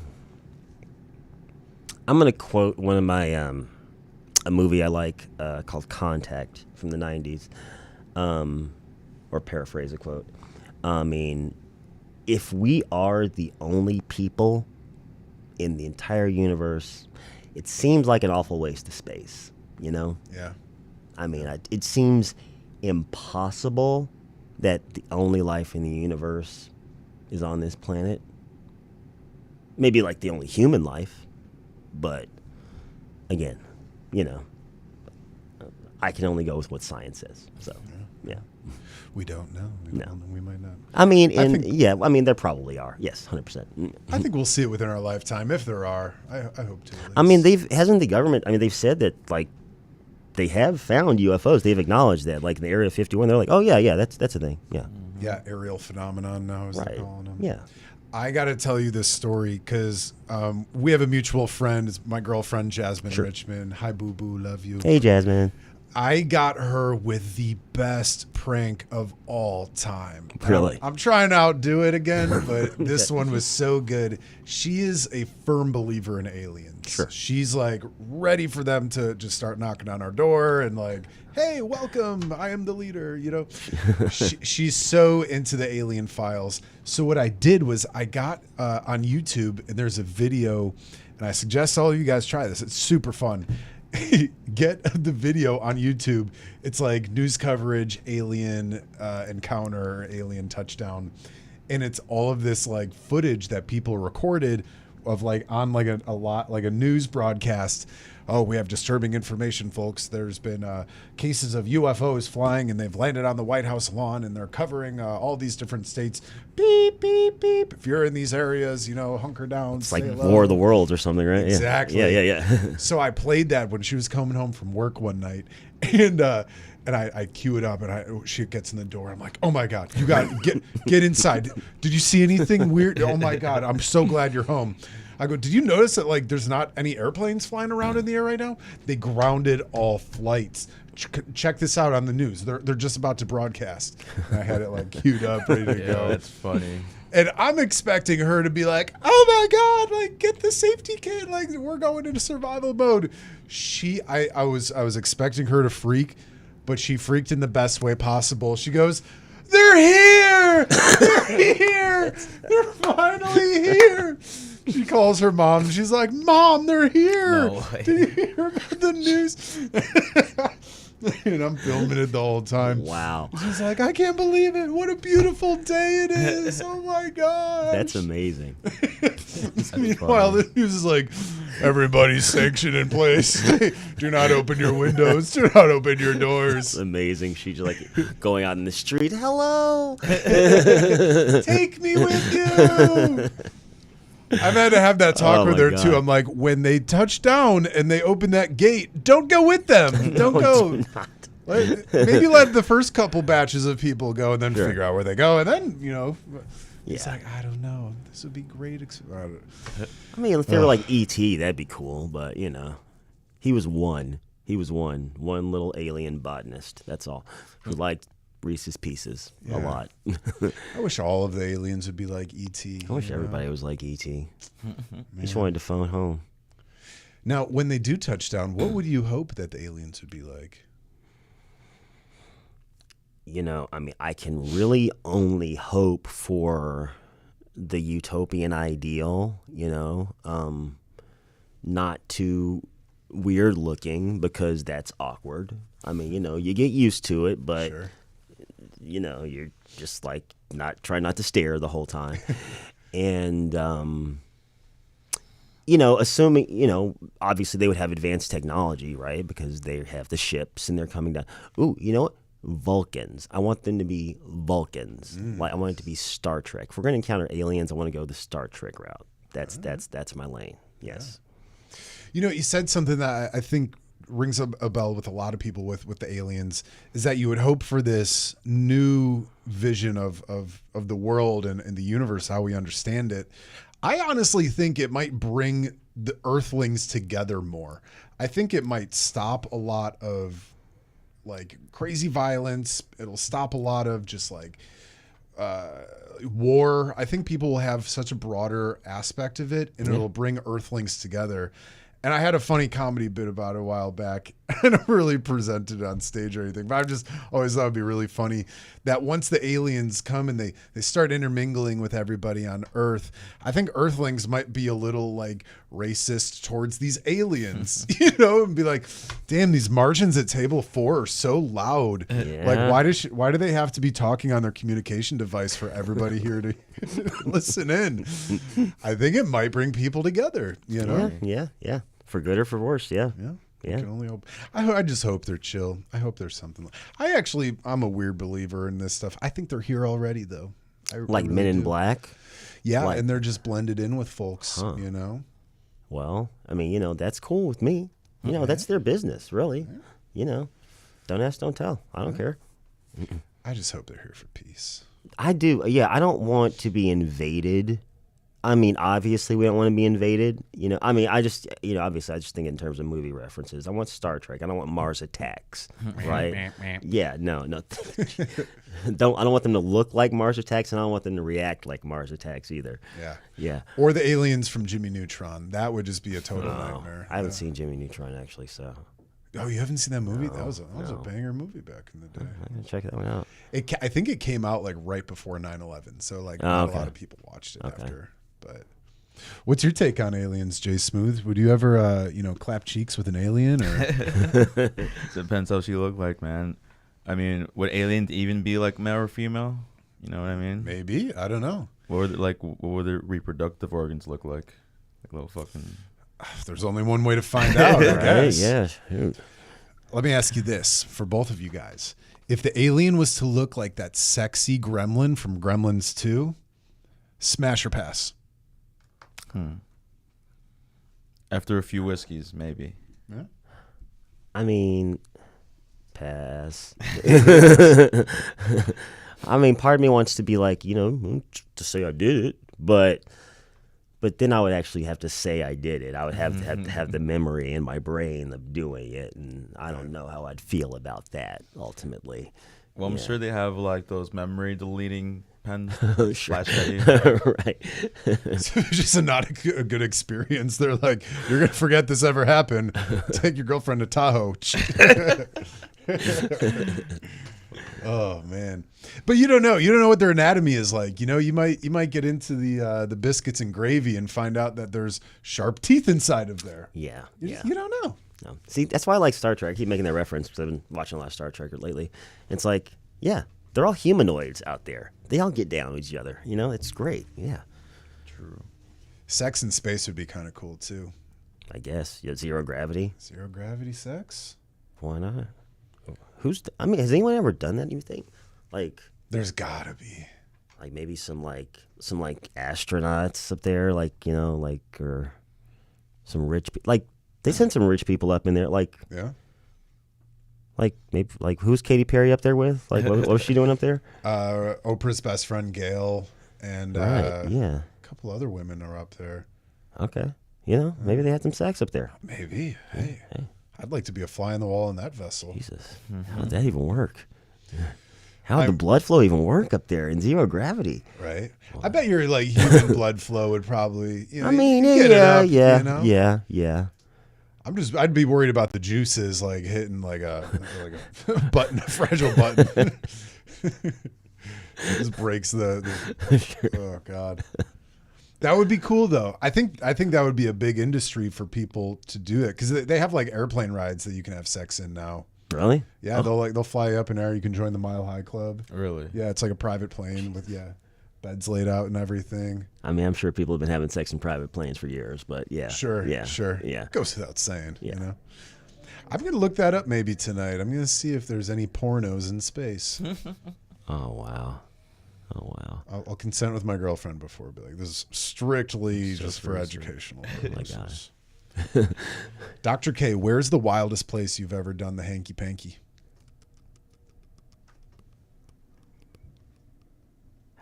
Cause I'm like, wait. I mean, where was the strangest place you've ever made love? Or lust? Right. I want you to give me an answer for this too. Uh-oh. Frick. Come on, guys, don't get so shy on me. This is a show about love and Oh. lust. Nothing too wild. Like, I mean, Missionary. front seat of a car. Yeah. You know, yeah. It was. I mean, it was surprising. You know, it's not a crazy place, but it was more just like I thought we were just like you know, I thought we were leaving a party. I thought we were going to wait till we got home. And it's more like we got in the car and all of a sudden she was just climbing in my lap. And I was like, oh, Hey. let's go. Okay, I'm You ready. in driver or passenger seat? I was in passenger seat. Nice. Yeah. Passenger princess. Nice. Indeed. Yeah. Passenger patty pat. It's good times.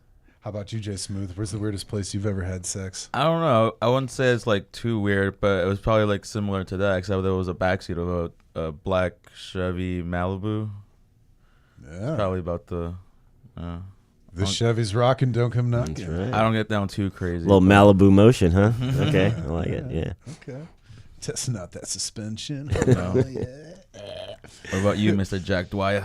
Oh man, I think my weirdest one. I've had some weird ones. I think my weirdest one was on the roof of my college town, in like a sandwich shop. We had like snuck up onto the roof, and we're like, "What if we did it here?" Okay.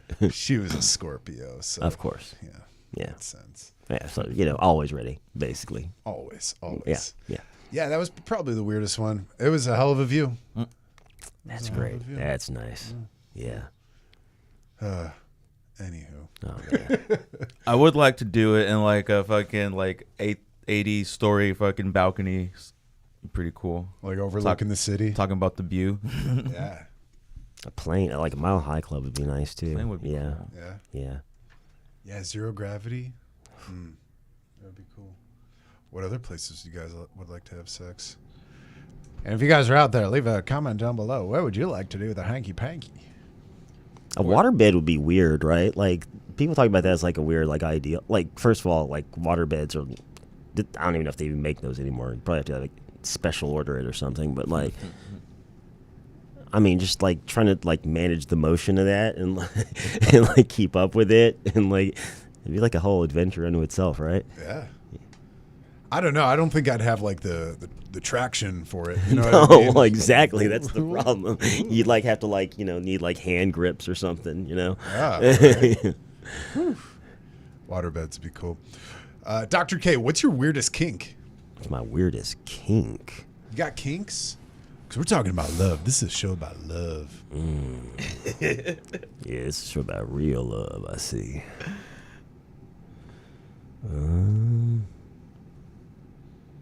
If we had $1 for every time we talked about kinks on this show, we'd have about $10 Per show. per show.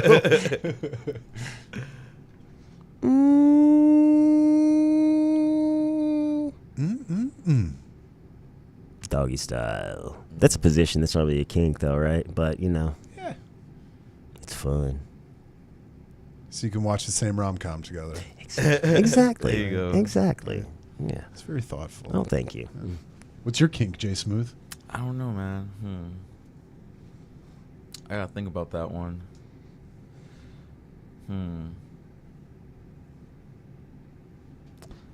I'll get back to you on that one. All right. I'm not going to say my kink. I'm going to keep it a secret. Keep it a secret. What, is that why you went last? The questioner doesn't have to answer the questions. It'd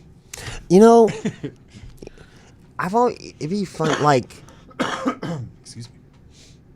I've always wanted, like a cowboy, like a girl wearing, like wear a cowboy hat, or like Nikes, or like, no, Converse. Like a girl's naked with a pair of Converse on. Yeah, that's hot. Shoes on is hot. Like boots, like cowboy boots. Cowboy boots. Come on. Get out. Stop. Yes. Yeah. After that ammo interview we did, I'm probably a little open to like getting whipped or like shocked or something. Yeah. Okay. A little element of surprise. Yeah. You know? Maybe a little candle wax. Ooh, that's hot. This show, I wish, was sponsored by Lover's Lane, but it's not. I Please still get sponsor giddy us. walking into that place. Oh, man.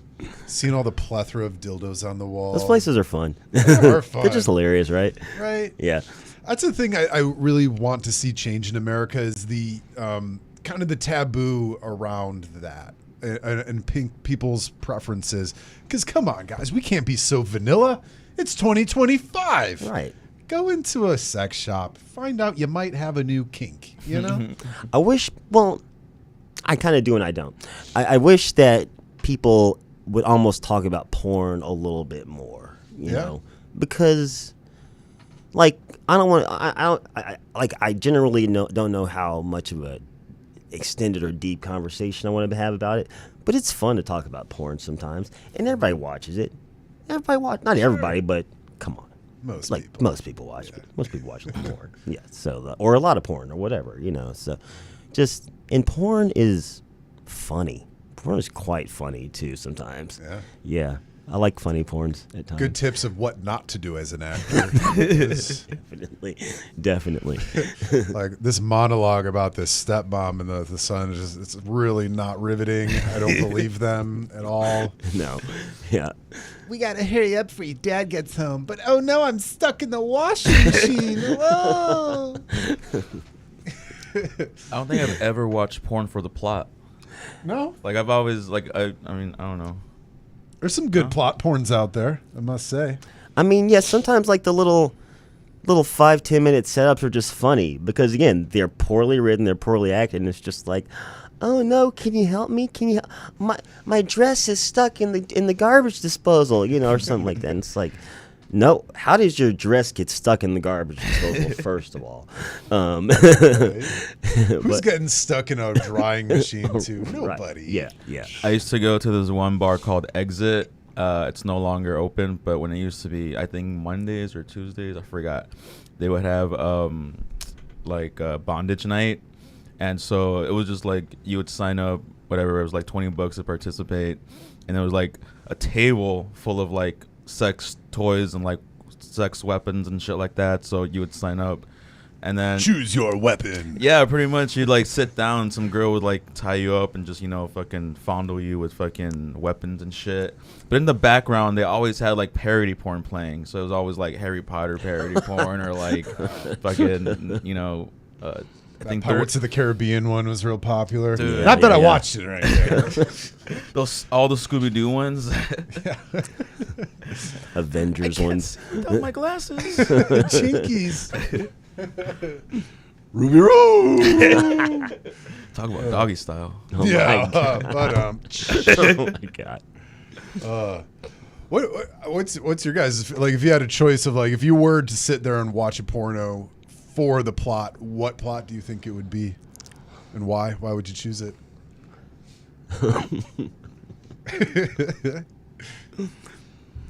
I mean,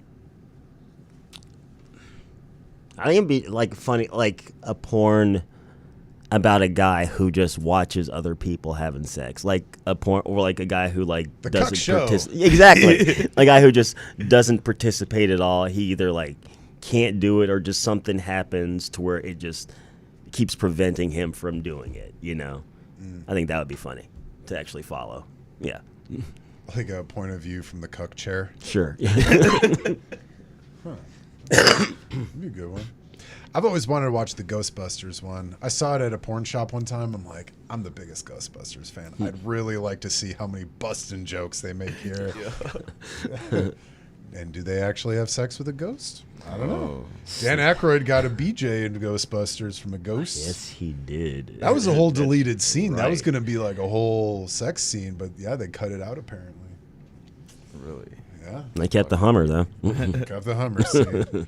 That's just gold. That's so funny. That's Yeah. so fun. Oh man. Well, let's get back to love. Oh huh? well, Come that's on. like love. That's like love. BJ's are love.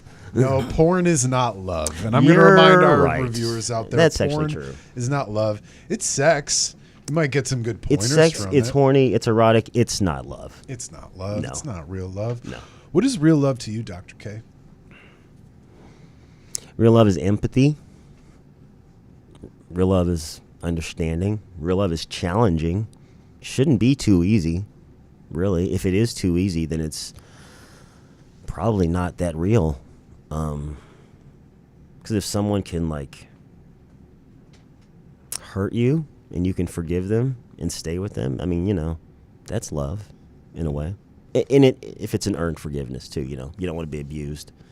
But yeah, empathy, understanding, patience, challenging forgiveness, and sometimes I think I said the word sacrificial earlier. I think I just meant by that sometimes it also means you got to let go. It's not about you.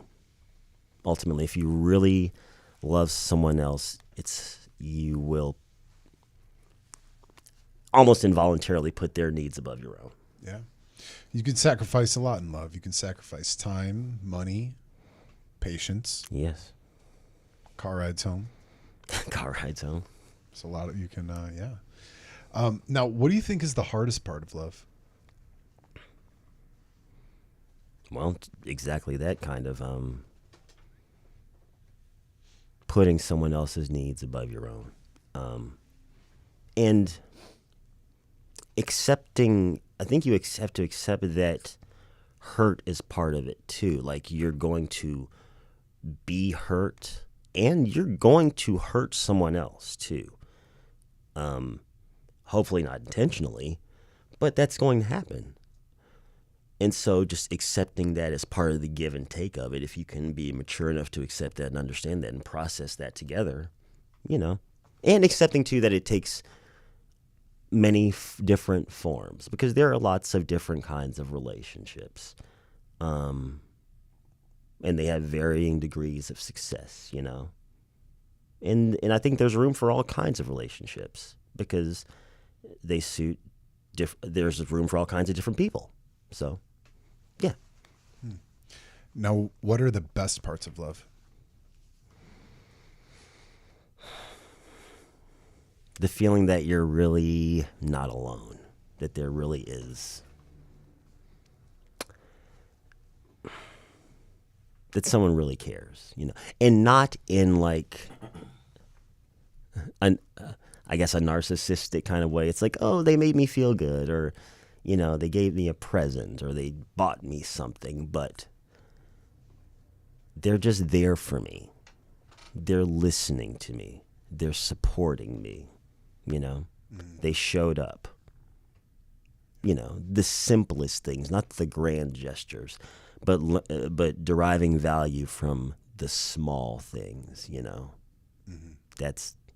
I think that's my favorite part. Yeah. Now, a lot of people don't really follow into this a lot. Now, I would suggest any of the listeners do check this out. There are ways to test this, but a lot of people don't know what their love language is. And a lot of people don't know what their partner's love language is. And I would suggest to anyone, single or taken, take one of these personality questionnaires about your love type. Is it showing affection? Is it acts of service? Is it gift giving? Is it just being a presence? What would you say is your love language? Interesting. Yeah, it's a phrase I'm not even sure I really understand fully, but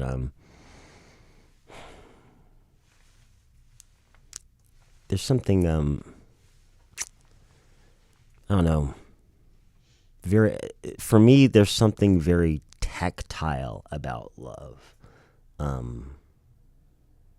I like touch, and expressions. And I guess it just, words in like physical contact. Physical contact is really kind of my love language in a lot of ways. 'Cause I'm a hugger, but there is a physical intimacy that you derive when you're in love with someone that you're really like intimate with, you know what I'm saying? That is electric, and very specific. It's the kind of knowledge that you have with someone that you fucked, and not even that, like, there's someone that you fucked, but then there's like the people that you really like actually make love with and actually do connect with physically, so that's, yeah. Now, we are getting towards the end of the show here. Sure. I got one question for you guys. I'm going to ask this for you too, Jay Smooth. I want to know around Valentine's Day, a lot of people feel obligated to give gifts. Sometimes gifts aren't always the best. Sometimes just being present with the person is the best gift. I want to know, what is the best present you've ever had on Valentine's Day? What's the worst?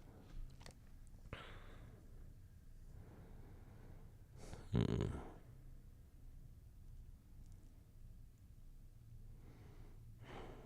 want you to think about this too, young man. We're getting into the deep questions tonight, folks.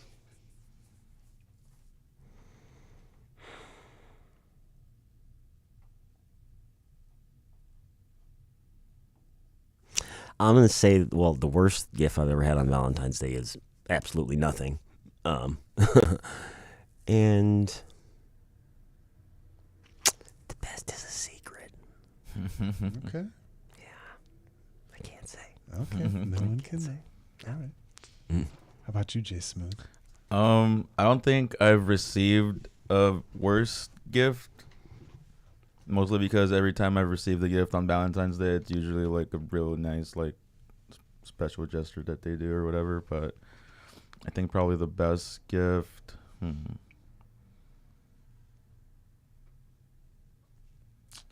don't know, man. They've all been pretty good. It was probably like something like that they probably like, I don't know, I probably told them something and they remembered like, oh shit, I remember he likes like this little fucking whatever guitar pick or whatever. When they listen in, they know your actual things you're into, right? Yeah. I always tell people, if a lot of girls will ask, oh, I'm looking for something for my boyfriend for Valentine's Day. Like, what's like the male equivalent to flowers? A blowjob. Well, that's always nice. I always say the best thing for male equivalent to A dub sack. flowers. Yeah. But also just flour. Get him weed. Yeah, Get him 100%. weed. Just get him a big Yeah, bag of weed. yeah. I think that's what most guys want. A lot of guys want. Also Edibles, whatever, edibles, Yeah, sure. Yeah. Also, a lot of guys do dig getting flowers. I can't say I've ever received Because they flowers, rarely but do. Like, Yeah. nobody ever gives guys flowers. So it's like, oh, this is nice. Yeah. We should bring that back, maybe, or bring it into existence. It's 2025, damn it. Some guys want some flowers while they can still smell them. But I can tell you my worst Valentine's Day present. I really, and it's funny. I have this conversation with all of my partners. I think it's a very selfish thing if your partner gets sexy lingerie for themselves. Right? Because I'm like, oh, I was expecting like a Stanley mug or whatever, Oh, so you just got yourself lingerie. And she's like, no, it's for you. And I'm like, I don't know. I think if I put that on, my balls would be sticking out the side. It doesn't fit me. And then if you break up, then like your present is going to some other dude. And I hope he's enjoying my Valentine's Day present now. It's true. It's true. I mean, it's like it looks sexy and all. It's like, thanks. I'm going to put this on the floor now. Right. Yeah. I'll try not to tear it when I'm taking it off. It took you more time to put that on than it's going to take for that to be on the floor. 100%. Yeah. So be smart about your Valentine's Day purchases these year, folks. Well, hey guys, we're getting to just about that time to kind of wrap up here. Khemu, do you have any last messages or any words you want to tell the audience tonight? Well, first of all, thanks for having me on the show. I appreciate that. Thank you. Yeah, anytime. I do hope you guys can make time to come up and see us in North Center. Come up to Mrs. Murphy and Sons to see Origins of Love, the Miseducation of Dr. K. It's a cabaret show going on this Friday at 8 p.m. and next Friday at 8 p.m. That's September 12th and September 19th. And also, check out the rest of Ghostlight Ensemble's season. Our next show opens up in November. It is called Angry F. Slur, and it should be a hilarious play. We also have Holiday Spirits production going on at the Dry House Museum in December. And it's a lot more interesting stuff going on in 2026, as well as the other parts of Three Stages of Love. Terrific. Yeah. Well, cool. Well, Dr. K, again, I just want to thank you again, man, for coming on board. You've been such a good friend to me throughout the years, and I really value and appreciate your friendship. And I'm just really looking forward to seeing your show again. And, I wish you nothing but the best in the future. And I'm really excited to come see your show and support you and support our boy Ellis. And yeah, man, again, much love to you. And I greatly appreciate you coming out here tonight, my friend. Hey, anytime. Thank you guys so much. I love this setup. I love the show. Love what you guys got going on here. And yeah, I really appreciate it. This was a good time. Thank you, my friend. Appreciate it. Yeah, Appreciate anytime. it. Well, let's send it on out here, folks. Before we do have a very special announcement. Jay Smooth and I are going to be attending the Super Wrestlers event. Oh, yeah. It's going to be this Sunday at the Concord Music Hall. For all of you out in the Logan Square neighborhood, it's that big building with the big Robin Williams mural on the side with all the genies. If you're looking for a really fun show, go check out Super Wrestlers. These guys are absolutely incredible. We've had Billy Wack, who's the host, on the show a couple weeks back. We've also had Steven Flo.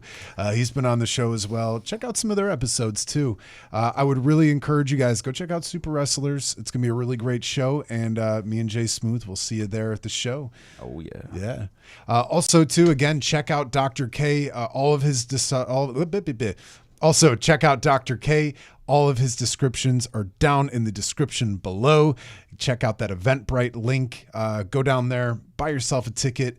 It is by what you can pay, but pay him a little more. Support your local artists, man. It's really important. He's got a lot of shows coming up pretty soon, so again, be in touch with him. Curly Furly why is Curly Furly your nickname or your name on? It's another little Shakespearean thing, honestly, because the word hurly-burly comes from the Scottish play from Shakespeare, and it's a portmanteau of my middle name, which is Khufu. So instead of hurly-burly, I just decided to call it Curly Furly.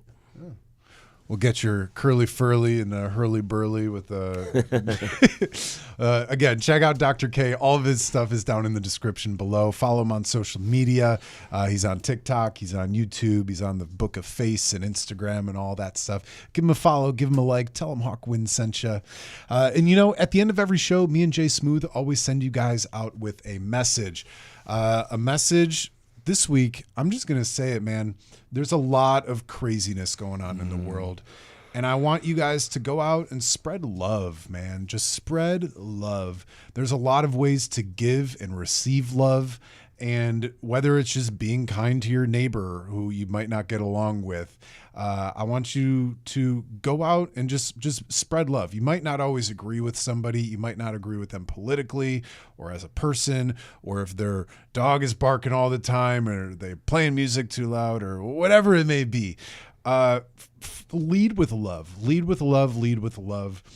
It's such a weird world we're living in where a lot of people aren't practicing that. Freedom of speech is a beautiful thing in this country. I think it's even more if you do it in a loving way, and always lead with love. So again, that's going to be my message for everybody. Go out, give love, and know how to receive love. It's an important thing. Love is a verb. Love is something that is not to be taken granted for. It's something that the world needs more of nowadays. And I encourage all of you, go out there, spread that love. Spread it high, spread it low, spread it to the rooftops. Just spread love, man. We really need it nowadays more than ever.